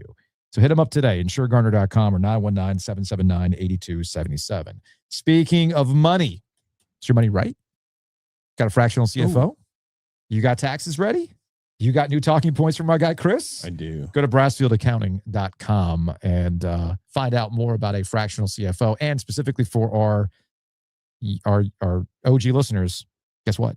He's going to do your personal taxes. But time is running out. Clock is ticking. Yes. It is March 26th. March 31st is the last time that you'll be able to reach out to him and get your taxes done for this year, because they're on a time crunch now as well. So last date to request individual returns to be done on time is March 31st. But again, reach out to Brassfield Accounting. It's brassfieldaccounting.com. Also, big thanks to our friends at Longleaf Swine. You can check them out online at longleafswine.com. They've got OG Light at Longleaf Swine. It's been a week. You might be a little stressed. You know what I would do? I would absolutely head on over to Longleaf, eat your feelings, and enjoy an OG Light while you're at it. Do you know what they had yesterday? What did they have yesterday? A lamb quesadilla. Lamb? Uh-huh. Because I've had their pork quesadilla, which is fantastic. Uh-huh. Dang. Off the charts. All right. Kind of mad that I missed that. Go to longleafswine.com. And of course, our friends at Color Graphic, hit them up, sales@colorgraphic.com. It is one-word graphic season.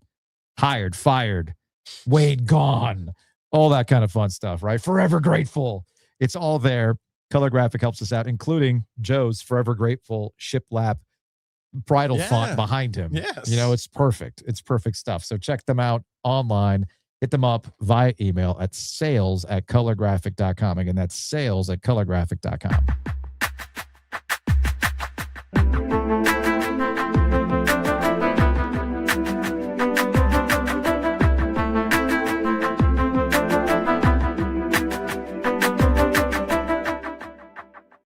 My goodness, we've got so many OG sports phone calls. You can probably gather what a lot of the initial ones were like. So let's just go ahead and rip this thing open. 919-444-2211. Call the OG sports phone and curse or don't.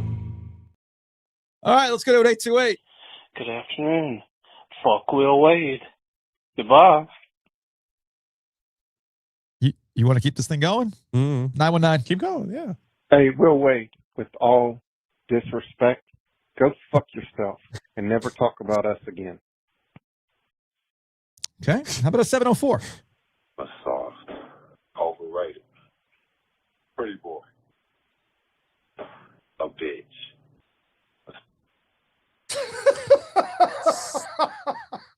Sensing a pattern. I was not expecting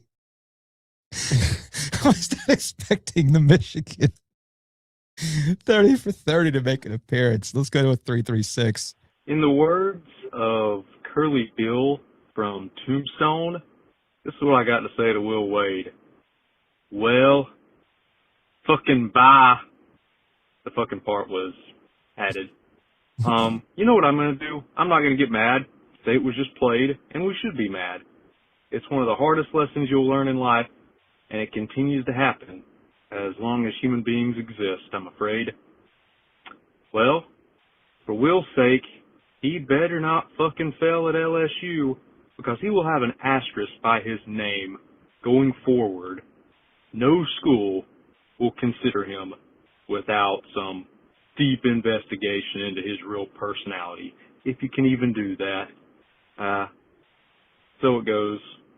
He wants to go party with the crayon eaters in the SEC. Be all you can be, man.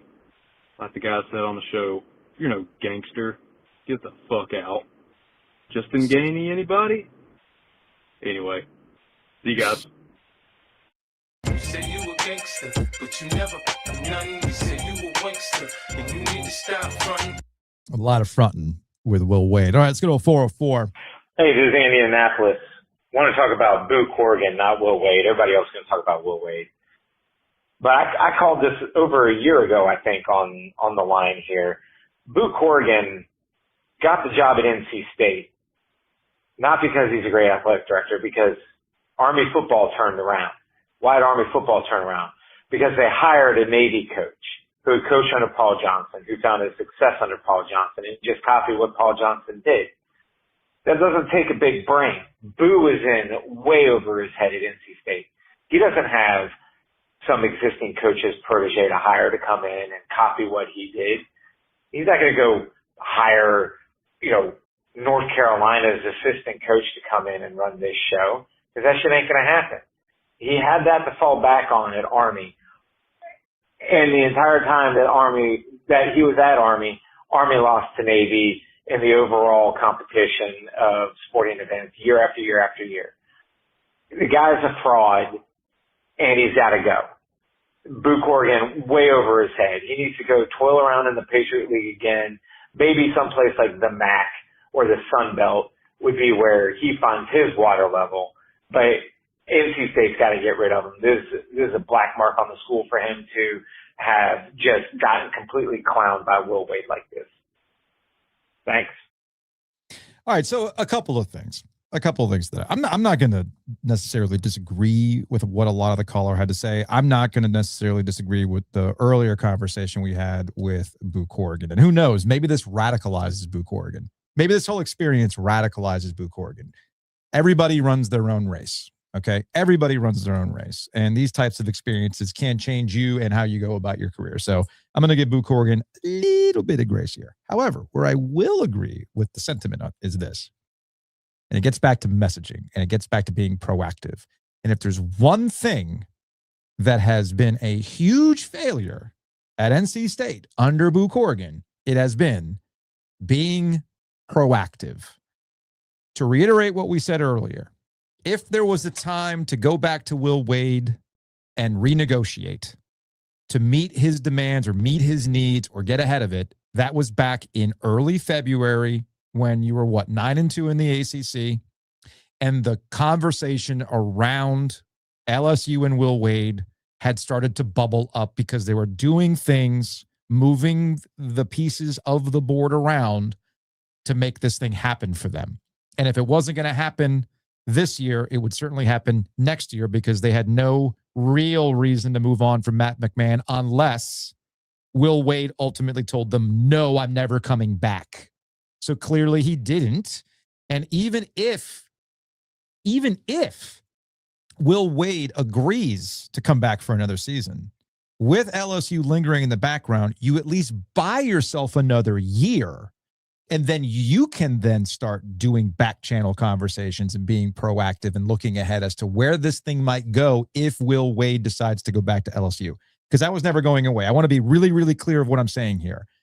It's entirely possible that it's not entirely possible. It is, in my opinion, there was no way NC State could have gotten Will Wade to stay. None, as long as LSU was out there. And I'll reiterate, because I know we got people jumping on live now because we're live today and we got new people coming in, and I appreciate that. I have to go back to my radio days here and remind people that the audience is changing in and out every couple of minutes.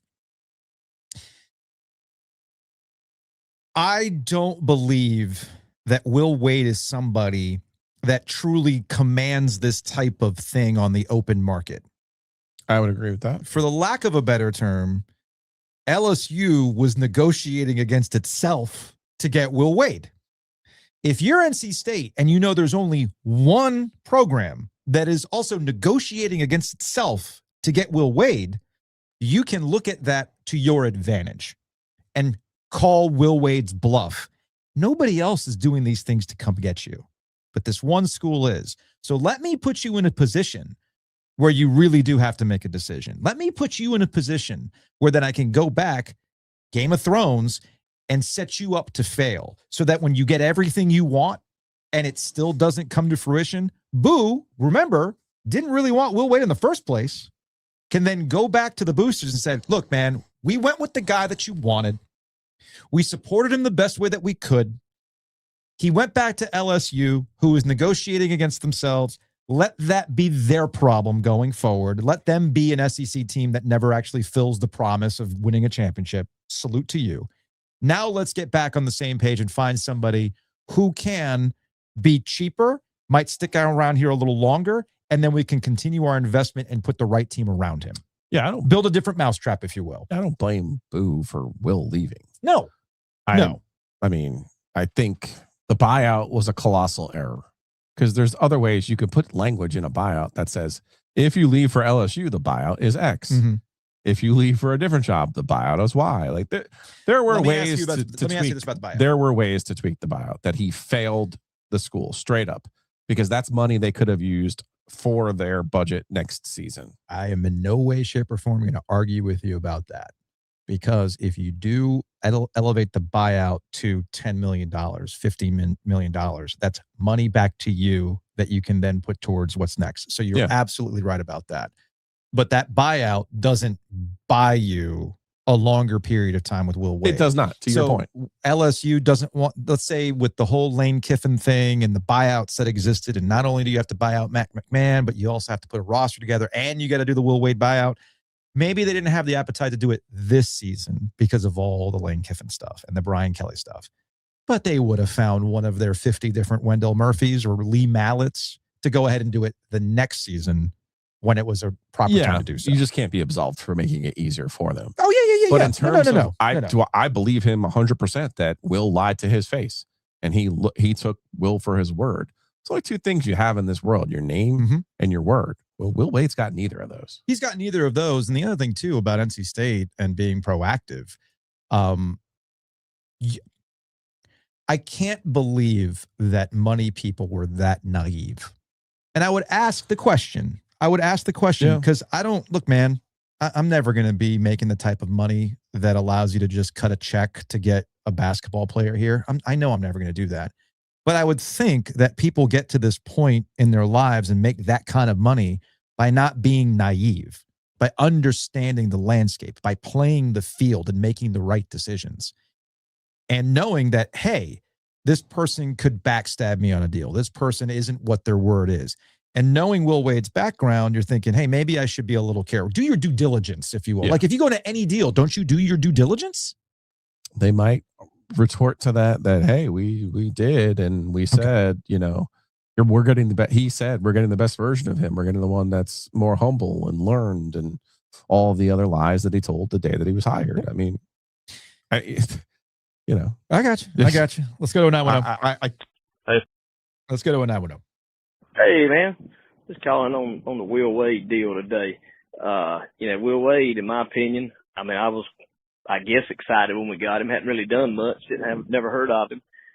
Didn't do much that he shouldn't have done. Got embarrassed by Virginia twice, Duke once, beat Carolina, which didn't count. They were so depleted. Lost to Georgia Tech, 2 or 3 more he should have beat. So not going to be a whole lot gone. But here's my main stance on the whole deal. Man promised a whole lot, and he took off before he was able to do it. So that's my whole problem with him. I don't care if he goes. I don't care if he stays. I don't think he can less. But anyway, he's obviously did shitty by LSU, cheated, got caught. So I don't know. I sort of question who it was that hired him. Hell, once always, in my opinion. That's my deal, man. Scott Matthews, 910. Okay, whoa. Scott, you don't need to give us your number, dude. Like, I see your number, but you don't know, man. I'm not calling you back. That, though. That's very thorough. It was like I was going to call him back. Like, hey, man, you can reach me at 910. And I'm like, no. Don't do that. Let's go to a 911. I appreciate the call. Let's go to a 919. Mac Brown had returned to Carolina. Will Wade returned to LSU. Herb Sendek returns to State. I would rather entertain the Hubert Davis does the gangster thing and goes to NC State more so than Herb Sendek comes to NC State. Let's go to 252. Hey, fellas. Calling from Bailey, North Carolina. Only thing I have to say about today, Joe Giglio, you were the true American gangster this whole time, not Will Wade. Fuck you, Will Wade. Love you guys.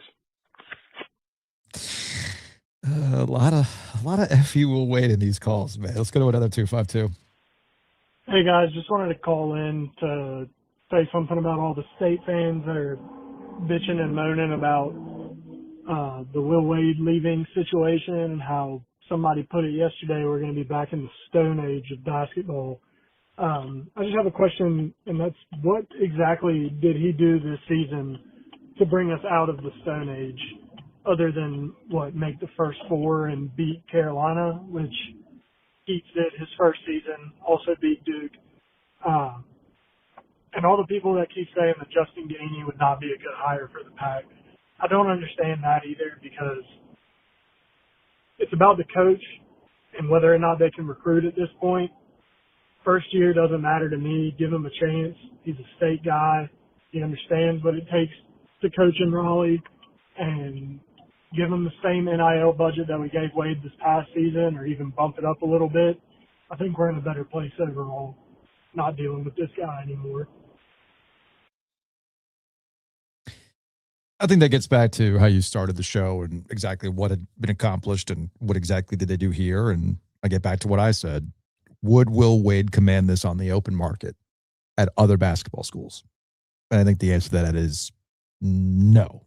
This is a Will Wade LSU marriage. I do think that last call, though, has merit. You can save money, obviously, by hiring Justin. Yes. That's going to cost you less. But you need to put that coach in a position to win. For all the people who just want to throw Kevin Keats out with the garbage, his payroll that last year put him in an impossible position to succeed. Mhm. And I hear you. He made poor choices in putting that team together and by going to get players from Louisville that he should not have gone to get. But NC State can't go back to that. Like if they're serious about this, you have to take at least $5 million of revenue share that right now I believe they're putting in. Right now, if I understand the split, it's $13 million for football and then $7 million for the rest of the programs, which does include baseball, does include women's basketball, and obviously men's basketball. They have to make, I don't know if it's the same commitment, Joe, but it's got to be at least in the range. No, it has to be in the range. One thing I know about Levi Watkins, one thing I know, Terquavion Smith, Jarkel Joyner, DJ Horn. These are all guys that they got and found that at a rate that put them in a position to be in the NCAA tournament, obviously in the case of DJ Horn in the Final Four and ACC champions. So I know they can go and get players. And Justin's track record is not just Tennessee. It's Arizona when Sean Miller was in trouble. Like Justin Gainey saved Sean Miller's butt in Arizona. Yeah. But remember, Justin replaced the assistant coach who ended up in jail from that FBI case. Sean didn't get fired right away. Justin got there and got him into the tournament with the players that he was able to find and get, at obviously being hamstrung. So, and then look at the work he's done at Tennessee. You watch Tennessee. Again, let's go back to the exhibition game, Tennessee versus Duke. Tennessee was dominating Duke in the first half of that game. Kind of the first signal that Duke was all about that life in the second half of that game when they came back and played the way that they did on Tennessee's home floor. But you look at Tennessee's roster and you look at the way that they've played the last few years, they're athletic as all get out. Like you give Justin Gainey $10 million, $8 million, $7.5 million. Yeah, that's the. And I have full confidence their roster will not look like the roster that looked like it was put together by somebody playing fantasy basketball this year. Yeah. That's the thing that if the lesson that NC State takes from this is, well, you know, we just can't invest this amount of money. No. You just got it wrong with the guy. Will Wade was not a long-term answer. Will Wade is who he's always been, regardless of his supposed growth that he said he talked about before he even got here.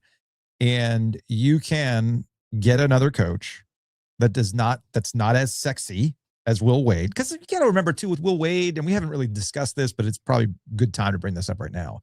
Will Wade was the fantasy fever dreams that were never actually met back in 2017.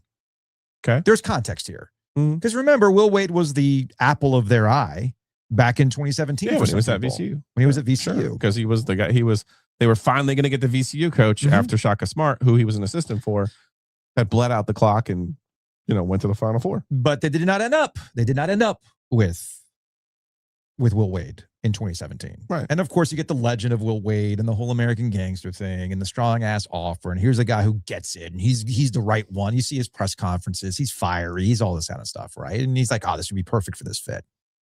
And I'm sure, look, man, sometimes it's like the classic, like never meet your heroes. Like the people oh man, I cannot wait to spend some time with this person. I cannot wait to work with this person. Man, I've been seeing your work for a long. It's happened to me, man. It's happened to me. Like I've met people that I've read or listened to for a very, very long time. And you're like super excited to finally be in their orbit. And then you come to find out, oh, you're kind of an asshole. Okay. I got that one wrong. All right. So that's probably what happened here. You find like, all right, we finally did this. And you go, oh, this guy is kind of a bit of a snake. Oh, he got us. Got it. So just chalk it up to that's a Will Wade problem. That's not an NC State problem. That's not an NC State problem. And, that's a Will Wade thing. And in fairness, it's not a Boo Corrigan problem. No, because you can't change Will Wade. He is who he is. You gave it a go. You find out it wasn't going to work. Don't let that deter you from, oh, well, I was talking to somebody about this. And it was like, where does NC State go next, right? And I said, well, you got the Boo Corrigan connection that you always bring up, Mike White at Georgia, right? And that person goes, oh. I go, yeah, I know. That's not the resume that you necessarily want to put together, which is why I think, regardless of what people think, Justin Gainey would make a lot of sense, okay? And this business of, first-time coach, look around the ACC this year. Look at Jay Lucas. In the state of Florida. Look at Jay Lucas at Miami. You should be able to run a basketball program better than Miami. All right? You should. But they took a chance on a young coach. They saw the vision with it, and they had a hell of a year, and he was in the running for ACC Coach of the Year. It just so happens that John Shire was doing the damn thing with the Boozer twins, et cetera, right? Having a better year than he did last year with Cooper Flag. What are you laughing at? What do you see in the chat? Just keep going because you're about to talk about Luke Laux in Florida State, which is a former player. Another former Florida player. State, which, guy they gave a chance to. Did and I know start they off didn't make rocky. it. I know they didn't make it, but they were the second best team in the ACC there for about 4 or 5 weeks. They gave Duke the business in the ACC tournament. Yeah. Okay. Yep. So, look, all I'm saying is before you would outright dismiss Justin Gainey as a candidate, look at where you are. Look at the ACC and some of the young blood that's coming in. Yeah. And with the same financial investment, who's to say it doesn't necessarily, who says it doesn't work out? And it gets back to what we said at the jump about the money. Will Wade's out here with champagne taste at a craft beer budget school, man. So you cannot go toe-to-toe in an arms race with cash against Duke and Carolina. You can't. You know this. But that's not to say you can't put a nice piece of budget together, go and find the right fits, and be a very competitive basketball team that, hey, man, roll it out there and see what happens. Roll it out there and see what happens. So that's all I would say about some of the Justin Gainey stuff going forward. Let's go back to the sports phone. Hey, fellas, I bet y'all are swamped on the sports phone, so I want to try to keep it short. There's a lot of people who want to take out a lot of anger on Will Wade, and I don't think you really need to, man. People switch jobs for $2 an hour all the time. And what do they say at the jobs? If somebody will leave for a little bit of money, it's a management issue. Well, lo and behold, what does state have? What do they always have? A management issue, just like the stupid buyout being so low. Y'all need to focus that anger on state for squandering, yet again, money that we could have spent and been way better at football on basketball. Anyway, y'all guys take it easy. It's going to be a productive week for y'all. Yeah, that's one way of putting it. Oh, are you laughing at hold on a second, where did it go? Brad Calipari or Kenny Payne, they're available? Come on now. Come on. Don't be like that. Let's go to 252. Sometimes to go forward, you have to go backwards or look back or whatever Matthew McConaughey said. Don't know if someone said this, but what's the Got Man up to? Oh, come on. Just throwing that out there. I mean, fucking ain't illegal. Shit. Take your comments off there. Thank you. Did you download the video I sent you? I don't think so. Somebody made the Matthew McConaughey video about Mark Gottfried. Oh, geez. Did they? I sent it to you. Oh, admittedly, my phone is crazy right now. Sometimes you have to go backwards to go forwards. And it's like this whole thing. It's this montage. I sent it to Mark yesterday. I go, let's say you come back. I get to be the GM, right? Yeah. He was like, yeah, I'll give you a big salary. Oh, is this from the Carter cast? Yeah, it's really good. Okay, let me pull this out. It's really let good. let me send it here since you brought it up.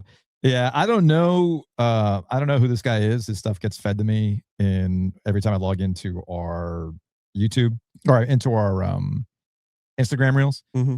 So I think this guy is I think it's Carter Cast is the guy. Yeah, he's a podcaster. He actually puts out some really good shit. So not surprised that he put this together. Let me go ahead and pull this up on the YouTube and jeez, okay. Sometimes you gotta go back to actually move forward. And I don't mean going back to reminisce or chase ghosts. I mean going back to see where you came from. Where you been, how you got here. See where you're going. Was that him getting after TJ Warren? What is that? I love 260 Gottman, by the way. I don't like skinny Gottman.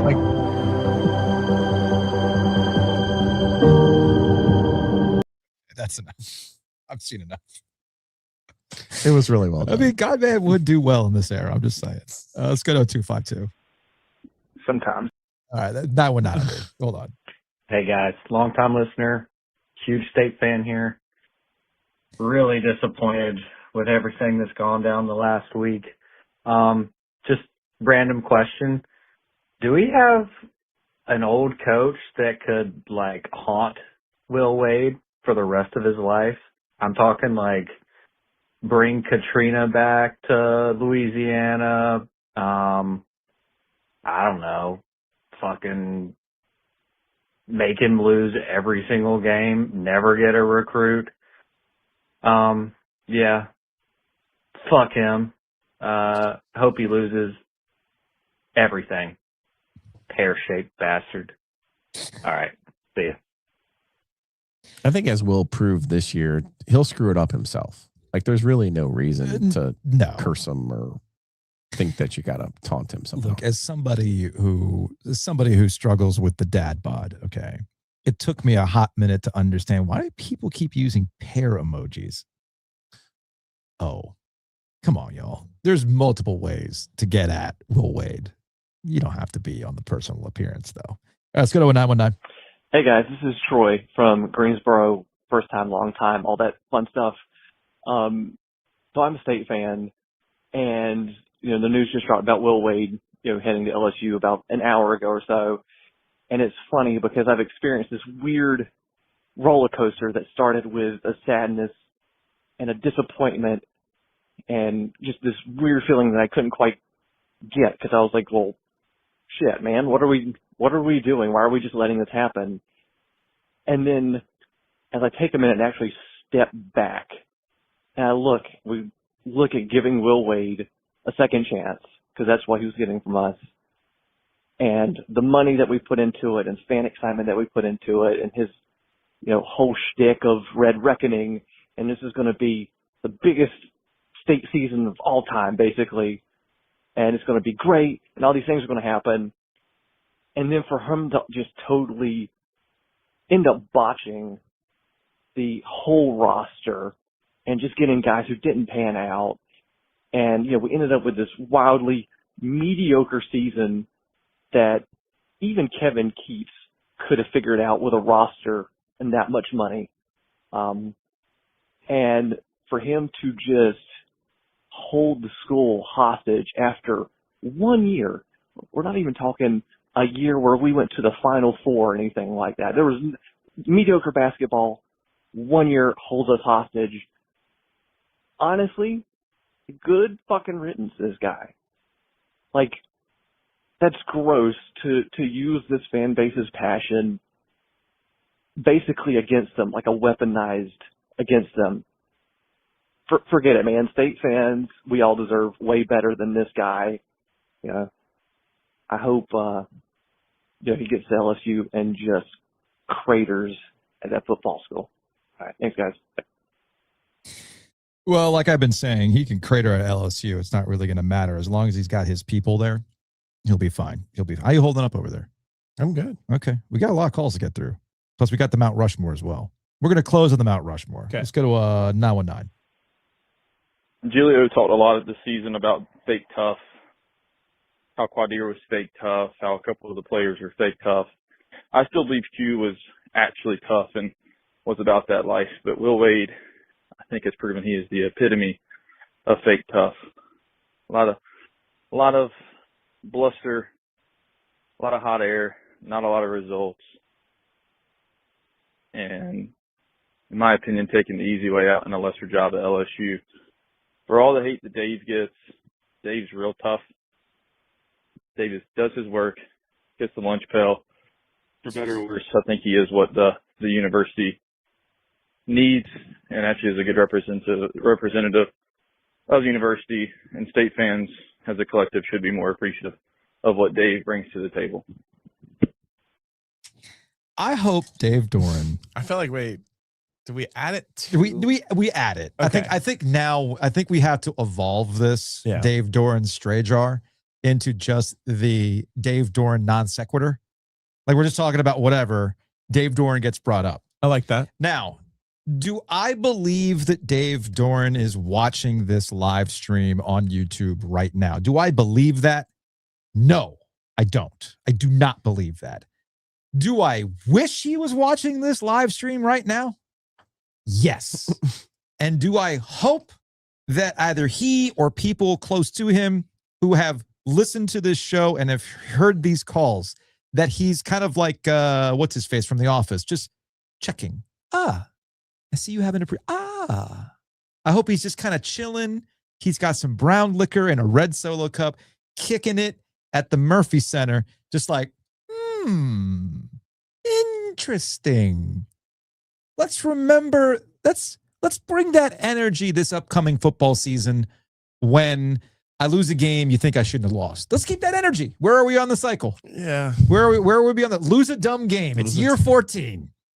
I hope that I want Dave to be like, hey, you see that on the cycle? Remember what you said on March 26th? Okay, then. Just how about you chill? Okay. And how about you sip on a little bit more brown liquor and relax? Definitely will help you chill. Giglio talked a lot.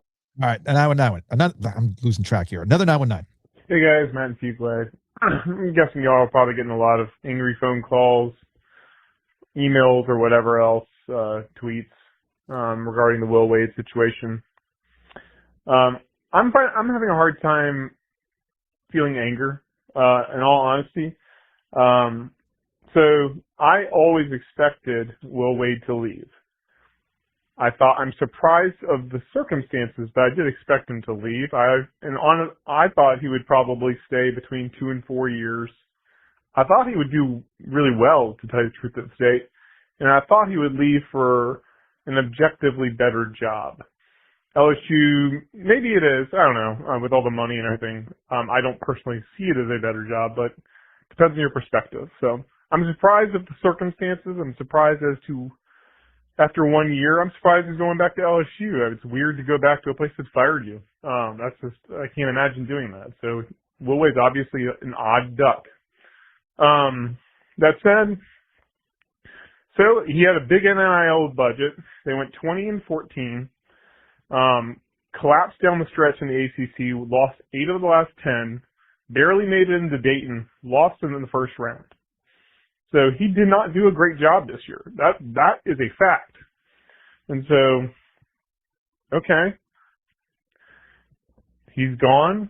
We've never been in a better situation to replace a coach after 1 year. It's a year-to-year proposition. We did a search last year. There's no reason that it can't be successful again. We'll probably land on our feet, maybe even do better. It's going to be okay. Who cares? Fuck him. Let's go win.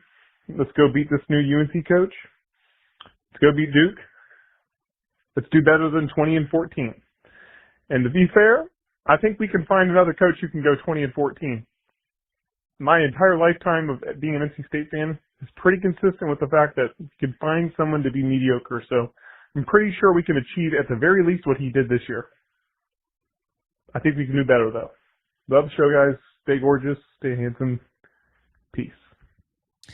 Will Wade did say that this is the worst NC State team you'll see when they got bounced in Dayton.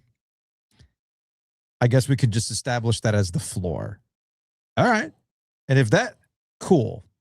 Maybe the next guy will do better than you. It's the only time he didn't lie in the last month. Yeah, there is that. There is that. Let's go to 704. Hey, Joe and Joe. This is Mike from Raleigh calling. Long-time listener, first-time caller. Just wanted to call to chime in on the shit show that's been the NC State men's basketball program for the last week. Man, this shit is ridiculous, man. We have not heard shit coming out of our athletics department. And I go and check Twitter on Tuesday morning of this week, and that ice cream cone built motherfucker is leaving to go to LSU. Now, that's not exactly why I'm calling. What I can't fucking understand, how does a first-year coach have a $3 million buyout after his first year? Dude, this dude, Boo Corrigan, that's who the real problem is. I have never seen an athletics department like this that says nothing to a fan base. All that's been in the news for the last 4 days is that basically Will Wade is gone, and then today it's been confirmed by 5 or 6 insider accounts. And what do we hear from Boo? Nothing. All that dude does is just sit around and talk to his little cronies and go try to get a little bit of money out of the boosters, and he doesn't say anything to the fan base, dude. Every other school in a Power 4 conference hears some sort of regular communication from their AD except for us. Dude, this guy has got to go if we want anything to change with NC State athletics.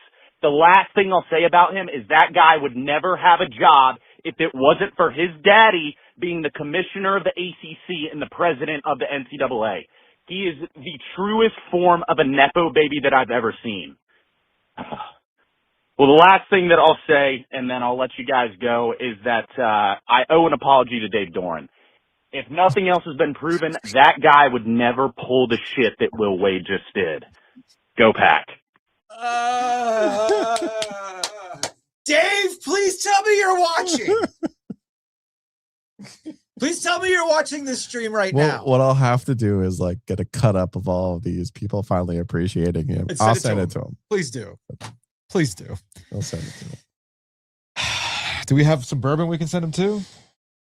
Well, I remember when we gave him a 4-pack of OG Light. He's like, you only gave me 4? No, I bought him more. I bought him. You brought him I bought more? him a Okay. case. Yeah. Okay. Good. I'm just dying laughing at all of this stuff. All right, here's what we're going to do. Gordon Miller is going to talk to us a little bit. He's going to talk to us for 10 minutes about the current state of mortgages. Hey, we got to pay the bills. We've been at this almost 2 hours now, okay? Gordon and Miller Lending, they've been real ones. You talk about people who've been here for a long time, ride or die, doing the thing. Keeping the lights on. Gordon is one of those guys. So Gordon was in the studio earlier. I'm going to use this time to welcome Gordon on so that way I can go pee and then we can come back and we'll have our Mount Rushmore of NC State villains. Okay. And we will close it out with some more OG sports phone calls, which is always good. Now, hold on a second. Did I do this right? Did I actually do what I needed to do when it comes to this? Or did I just screw up? I might have screwed up. Hold on a second. Bear with me here. Hold on. Let's take some more sports phone calls while this actually renders because I thought I had done that already. So that's an error on my part. Let's go to 919. Hi, gentlemen. Good afternoon. Just calling after seeing the Will Wade stuff has kind of become official. And, you know, I imagine, you know, he might try and play it off, but, you know, Giglio is probably just a little bit smug. You know, he might pretend he's not, maybe a little superior, because he's been telling State fans that, you know, Will Wade really doesn't have this long track record of, you know, sustained success, and he wouldn't, don't buy into all the hype really, and kind of just see for what he is. And all of a sudden, you know, Giglio, I saw it on Twitter, is getting paraded around as the guy. He knew it, he saw it, and all of a sudden, all the State fans are like, hey, this guy might have known what he was talking about. So this is kind of just a little pat on the back for him, kind of seeing this whole thing.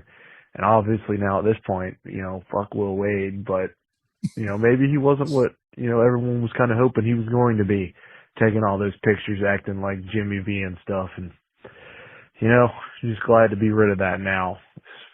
That's just a mess, but, you know, good for Giglio, and we'll see where the coaching search goes on. Hopefully, I saw my UNC fans are joking that we're going to pick up the scraps of Hubert Davis. God, I hope not. All right, gentlemen, have a good one. If we're just going to hire coaches for 1 year at a time, that'd be pretty fun. Would it not be amazing for Hubert Davis to be State's coach for just the 1 year? Just for 1 year. Can he bring the point guard recruit with him? Oh, man. Too? What? And Marcus Page, who's fucking like unbeaten in the Lenovo Center. Honestly, isn't that what you do? Don't you hire Marcus Page? I don't lose here. You put a staff together of Carolina people who've never lost, right? You get him, you got Hansborough up in here. They'll never be Hansborough, right? I mean, if you're just going to have a coach for a year. Yeah. If this is the premise. I mean, I like where your head's at on that. What? I like where your head's at on that. What? Anyway, now that I've vamped enough, thanks to all the sports phone calls that we have, a little mortgage break.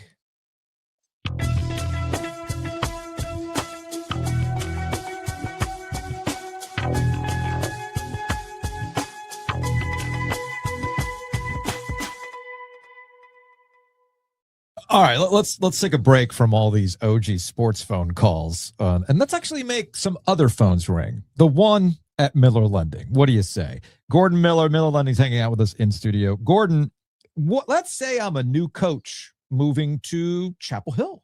Let's say I'm a new coach moving to the Raleigh area. Yes. And you look at these interest rates, you're trying to buy a house. Even those with $1 million contracts got to save money somehow, right? Yeah. So what are we doing here if you're trying to buy a house in this market right now, man? Well, with these rates. The one thing, obviously, Joe, is that if you are going to buy a house that you plan on living in for less than, say, 5 years, or even a year, even a year, right? 1 year, 5 years, it doesn't make sense to pay closing costs because the rate that you're going to get by paying $15,000 at time of closing would take 7-8 years to recoup. And frankly, other than John Shire, we don't have anyone like that around here, do we? It's kind of. Hey, Dave Dorn, 13 years. Oh, wow. Hey, so he's you due. know? He's due. He's at least for a refi. He's got one more year, right? Definitely needs a refi. Absolutely needs a refi. One more year. Beach house, lake house. That's the lake house that he has. Yeah, all of it. By the way, I did want to add one thing and see if you remembered. But back when him and I were co-hosting way back when, yeah, I came in one morning and I said, "This is a fire Herb free zone. We are not going to talk about firing Herb all week long. It is banned. It is done. It is not going to be talked about." It seems like it was just yesterday. Did you watch the end of the Santa Clara Kentucky game? I did. Did you get a little warm and tingly? Wasn't it comforting? It looked so familiar. It was incredible. I mean, those timeouts, they do move to the next game, right? He had like 8 that was gonna. No, they don't accumulate. All the changes in the last 20 years, but to see Herb have his fucking guts just ripped out and stomped on in the most painful fashion possible. It made you feel some type of way. Like, just warm and fuzzy on the inside. Some shit just doesn't change in 20 years. That's exciting. Yeah. Comforting. It's comforting. It is comforting. And speaking of things that don't change, Well, no closing costs loan. Well, the thing about right now that, the one thing is we have a lot of experience, and that's, this goes back a long time. My first ads that I ran for no closing cost loans here were in 96, 30 years ago. And we're still primarily, I don't know that anyone else is branded as a no closing cost lender, which tells me they don't really understand or take the time to see what works best for the consumer.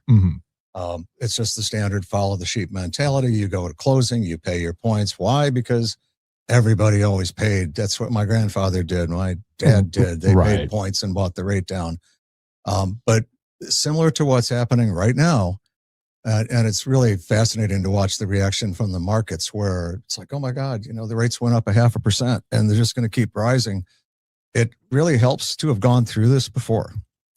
And if I've said it once, I've said it 1,000 times, that the way I first started doing no closing cost loans back in 1987, we had a very short-term war, but unlike this 0.5 point, we went from 8 5/8 on Wednesday to 11 3/8 on Friday.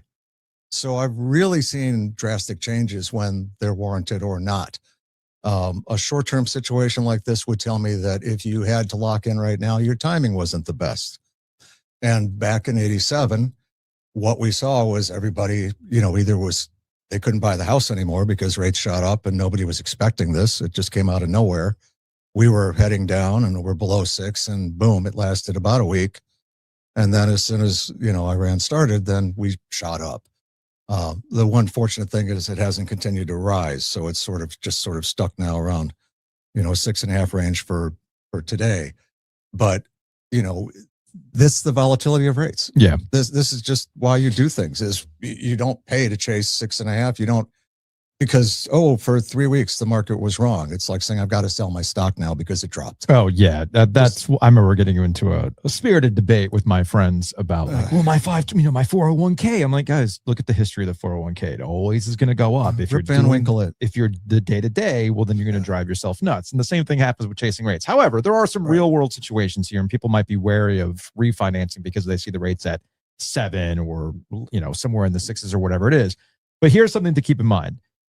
Consolidation of debt, because you'll hear a lot of ads about getting cash out now and all that kind of stuff. There's some real world situations here where, look, man, I got a serious credit card balance right now. Those rates are a lot more than the current 7% that might be out there or available or whatever it might be, and not to chase it. So I think this is an important piece here is that if you're trying to consolidate debt, refinancing is a very, very good way to do this. And you're not going to feel like you're tied to, oh my goodness, this rate. If it comes down again, you can just refinance again.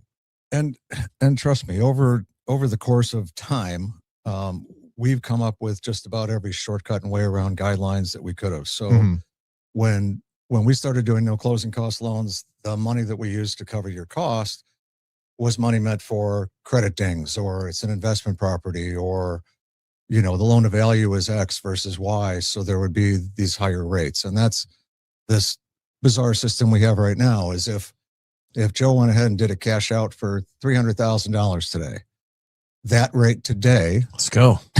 That rate today, talking my language. but the rate at There's closing, some junior canes for next season. all right. But that rate at closing is whacked.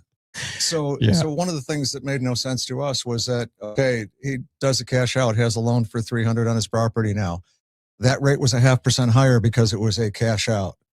After 6 months, it's no longer a cash out. The same $300,000. So coming in from a common sense world to a non-logical world, such as lending and guidelines that don't really all connect or make sense, is you would do a no cost and do the cash out, consolidate, as you mentioned. But because the rate, in essence, 6 months from now, if nothing changed, your rate's lower. Just because the adjustment, the rate whack, as we call it, for doing a cash out, maybe gave him 7 instead of 6.5. But as soon as 6 months passed, then he would be at 6.5, all things being equal. The rates get padded for a variety of reasons, loan to values or PMI or a coach that's going to be here for 12 months. The average life of a loan, that's where we always came up with the 8 and 4, because it would take 8 years to recoup paying down with all this money today. But the average life of a loan or coaching job was less than 4 years. I had a program director once tell me, I never buy, I always rent. And given his track record of his various stops, it made a lot of sense. So why would a coach buy? Always rent. But if you are going to buy, make sure you finance it with Middle Lending. MiddleLending.com. Contact them today. Tell them we sent you. Make Gordon sweat by getting a free Butcher's Market gift basket on him. He likes making money, but he sure does not like those gift baskets. I gotta do another gift basket. So make Gordon sweat more than he sweats up in Danville hanging out at the sports book. I got 1 point I got to make. Okay, make that point. We got to go. Got to go, and I'll make it quick. So the one other thing that I wanted to tell people was Gordon and quick. The one people. Oh, it's very funny. We love you, Gordon. You know that. Anyway, I wouldn't be in studio. Exactly. I would be doing my best Blair Witch if I wasn't going to be in studio. You know how that one flies. No, I thought you got a new mount for the car. No. That's better when he's in studio. It's better when he's in studio. That's in my wife's car. But anyway. So the point was, I had to actually stop and re-record an ad this week. Okay. Because we had been running an ad about rates being at their lowest in 4 years. And here's the one message I want to get across again, because it just happened again. We had a bunch of people that reached out, got quoted rates close to 6, no closing cost, and then said, I heard rates are going to be coming down further. I'm just going to wait. Rates went up 0.5% almost overnight. So all I'm trying to tell you guys is if in these cases we're $250, $300 less a month, and they're like, I want to wait for another 1/8, and you're saying that's only $318 versus $300. Why are you waiting? Mm-hmm. And at that point, then rates shot up, and they have to wait now until rates come down the 0.5 point. That's what I want to tell you guys again. There is no fees whatsoever. If you close, take advantage of the savings that you can, do whatever you have to do. All you do when it's time to redo it again is update a few documents, go through the process again, and close. There's no cost either times. But please don't try to be a market maven saying, I heard rates are coming down, so I'm just going to wait. Yeah. If it's best for your situation, just do it. They're free, and then we'll bring you back when rates come down. And that's where I wasn't sweating, but you get frustrated. No, I totally understand. Like, guys, just do it. It's all this money less, and then they call you after it goes up every time. So is that 6% still there today? I'm ready to lock. No. No, it doesn't work that way. No, it doesn't work that way. So please, again, understand these are no cost except for the gift basket, and just give us a call, and we will take care of everything for you. Gordon Miller Lending, hit them up today. Look, they're going to take care of you. They're taking care of me for what are we coming up on now? 15, 20 years? At least 20. Yeah, easily 20 years. So actually, yes, it'll be 20 years because Kelly's coming up on her 20-year Duke Law reunion. So yes, it's been 20 years when we bought our first house. So, and Gordon's been there every single step of the way. He can help you as well. So contact him today at millerlending.com. We'll talk to you later, man. You got it. Good luck with the house. Oof.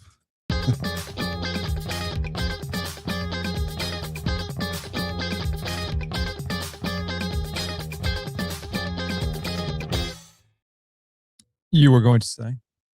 You look like poised, ready to say something. Oh, I'm just ready for this Mount Rushmore because it's phenomenal. Big shouts to Owen Good, my first editor at Technician. Hey, Owen's a real one. I always enjoyed his video game writing back in the day when he was doing stuff at Polygon. I think he was over at Kotaku as well. I only met Owen once in my life in person.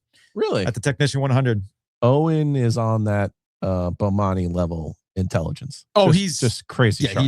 he's next level on that. Crazy sharp. All right, so with Will Wade, the setup here is with Will Wade going back to the Bayou.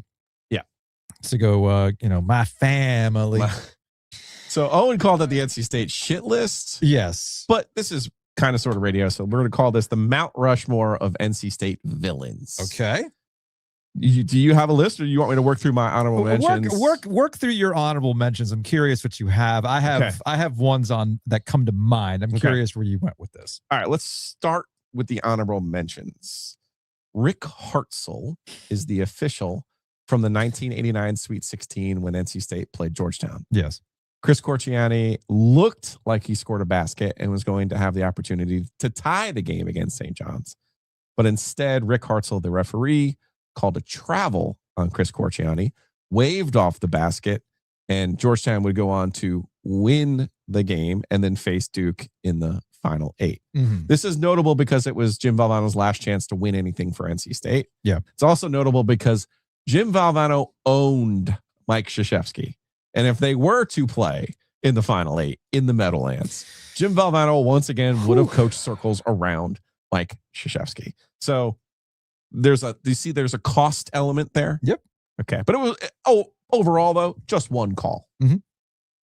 On my honorable mention, Todd Turner, the former NC State athletic director. He technically, I believe, replaced Jim Valvano as the athletic director.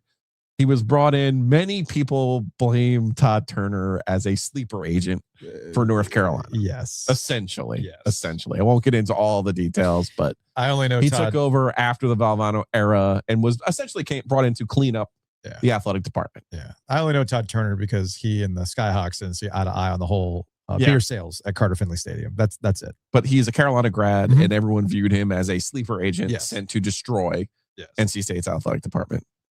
Next, I have Russell Wilson. Why? On the NC State Mount Rushmore of villains. Why? Give it up, son. Specifically for the graduation speech. Okay. Specifically for the graduation speech where he slandered not only Tom O'Brien, but Elliot Avent. There was no reason to slander Elliot Avent at all. You're right. It is the entire reason I did it. You're right. We did an 8-part podcast project. You're right. About Russell Wilson. No, you're right. You're right. Also, just like never setting the record straight. Right? Yeah. Like he left it to me to set the record straight. But he vexed Carolina. The 2-yard Hail Mary. That's fair. That's why he's on the honorable mention. Okay. That's why he's on the honorable mention. Fine. This one's tough because she was on the Mount Rushmore of NC State villains. Debbie Crowder, ultimately the plumber, mechanic, and architect of the AFAM scandal at North Carolina. Debbie Crowder was single-handedly responsible for decades of UNC athletes being eligible when they may not have been otherwise. Debbie Crowder's name should be up in the rafters at the Smith Center. Debbie Crowder at least gets a part of the 05 championship where all of the starters but one were AFAM majors, or 7 of the 8 players on scholarship were AFAM majors. So Debbie Crowder makes my honorable mention. In the 4th spot, I've got Will Wade. Okay. Just a total fraud. Yeah. The 3rd spot, I have Carl Hess. Yes. And it's not just Yes. because You're 2 for 2 on my Mount Rushmore. it's not just because of Corciani and Gooks, Yeah. who he famously kicked out of a game during the regular season of the 11-12 season. So that started in motion for that 2012 ACC tournament. Mm-hmm. The officials showed up with KH in tape on their shoes. Yeah. Notably, that team, NC State, played UNC in the semifinals, and every single call that could go against NC State in that game did. Like, it was pretty clear there was a vendetta out against Mark Gottfried in that game. Like, straight up clear. Those incidents by themselves would be enough, but it wasn't until I went back and watched the Chris Paul nut punch, and I noticed who the official was for that game at the RBC Center. I'm glad you're reminding people who was on the court for that day. So Chris Paul by himself, some people were like, you got to put Chris Paul on the Mount Rushmore. No. He even had the nut punch and then had the gut punch he punched Julius Hodge in the groin. Then to win the game, hit a runner in front of the Wake Forest bench to what appeared to be the type of loss that would prevent NC State from making the NCAA tournament. But what people forget is Carl Hess was the official in this game. Everybody knew that Chris Paul punched him in the nuts, but I don't even think so much as got as a technical. Didn't care. Let alone get thrown out of this game, because he should have been thrown out of this game. Now, these last two are hard because we are on Jim Valvano, and there's a lot of people, including Claude Sitton, the old editor of the News and Observer, who deserves a lot of blame. But there is no Claude Sitton and the daily, roasting and pursuit of Jim Valvano if Peter Golenbach never writes personal fouls. Right. So Peter Golenbach has to be on this list, in part because not only did Peter Golenbach write this book about Jim Valvano and NC State, but he got so many things wrong. Oh, it was a terribly written book. In the book, and then made so many errors in the book. It was a farce, and yet it was used as a way of pushing Valvano out at NC State. And then finally, because there has to be stakes. No matter how many times we do these moments in history, there has to be stakes. Bill Guthridge. Why Bill Guthridge? Oh, damn it. Damn it. Yeah, okay. Yeah, yeah. When NC State and Norm Sloan was recruiting, when Norm Sloan and Eddie Biedenbach, to pull this together for us. Yeah. Shouts to Coach Biedenbach, were recruiting David Thompson. There were all kinds of investigations into the recruitment of David Thompson. Not only did NC State end up on probation for a year because there was a driveway paved in like the neighborhood to get to David Thompson's house ultimately, but Eddie Biedenbach watched him play pickup basketball when he wasn't allowed to watch him play pickup basketball. Ultimately, both Duke and NC State ended up on probation for the 1972-73 season. Duke didn't fucking matter. They weren't any good. State went unbeaten that year. They had David Thompson, the best player in the country, the best player in the history of this league. NC State would have gone back-to-back, 73, 74. But instead, Bill Guthridge, you're like, Bill Guthridge, what did he do? Bill Guthridge was the assistant coach and the hatchet man for Dean Smith. Bill Guthridge is from Parsons, Kansas. Yeah. The NCAA investigator who just happened to be picked for the job was by a man by the name of Ralph McFillin. And it's been exaggerated, his relationship with Bill Guthridge throughout the years, but they are from the same town. They both went to Kansas State. They absolutely knew each other. And you'll never convince anyone related to NC State or even in the ACC at that time that the fix wasn't in and it was all Bill Guthridge's doing because Dean Smith had to be protected at all costs. The Bill Guthridge is flawless. No notes. Pretty good. You're right. Pretty good. You're right about that. That knocks off some of my honorable mentions. One's your old employer, the News and Observer. That's part of the Golenbach. But that's part of the Golenbach. So I would say that it's not just Golenbach. It's the News and Observer, blah, blah, blah, blah. The media. Yep. The media, however the media is represented goes up Yes, because again, most of those people were Carolina grads. There's that. How do you not put John Swofford on the Mount Rushmore? Because there wasn't anything specific. That was more of a grand conspiracy. Well, that John first as the UNC AD. I'm sorry. And we went to John Swofford directly at the Wyndham at Sedgefield, and we said to him, you said to him, man, did you not tell Jim Phillips? Did you not leave him the playbook? NC State finally wins an ACC championship after you retire and they go on a Final Four run? Did you not give him the nuclear code? Like, come on, John. What's going on here? COVID also goes on this list on Elliot Avent's personal Mount Rushmore for the College World Series as well. Testing. Testing also goes on that Mount. There's so many ways you can go on this, man. So many ways. So many ways. All right. Couple more sports phone calls and we're going to get out of here. He resigned through an email from his agent. I guess the real reckoning was the friends we made along the way.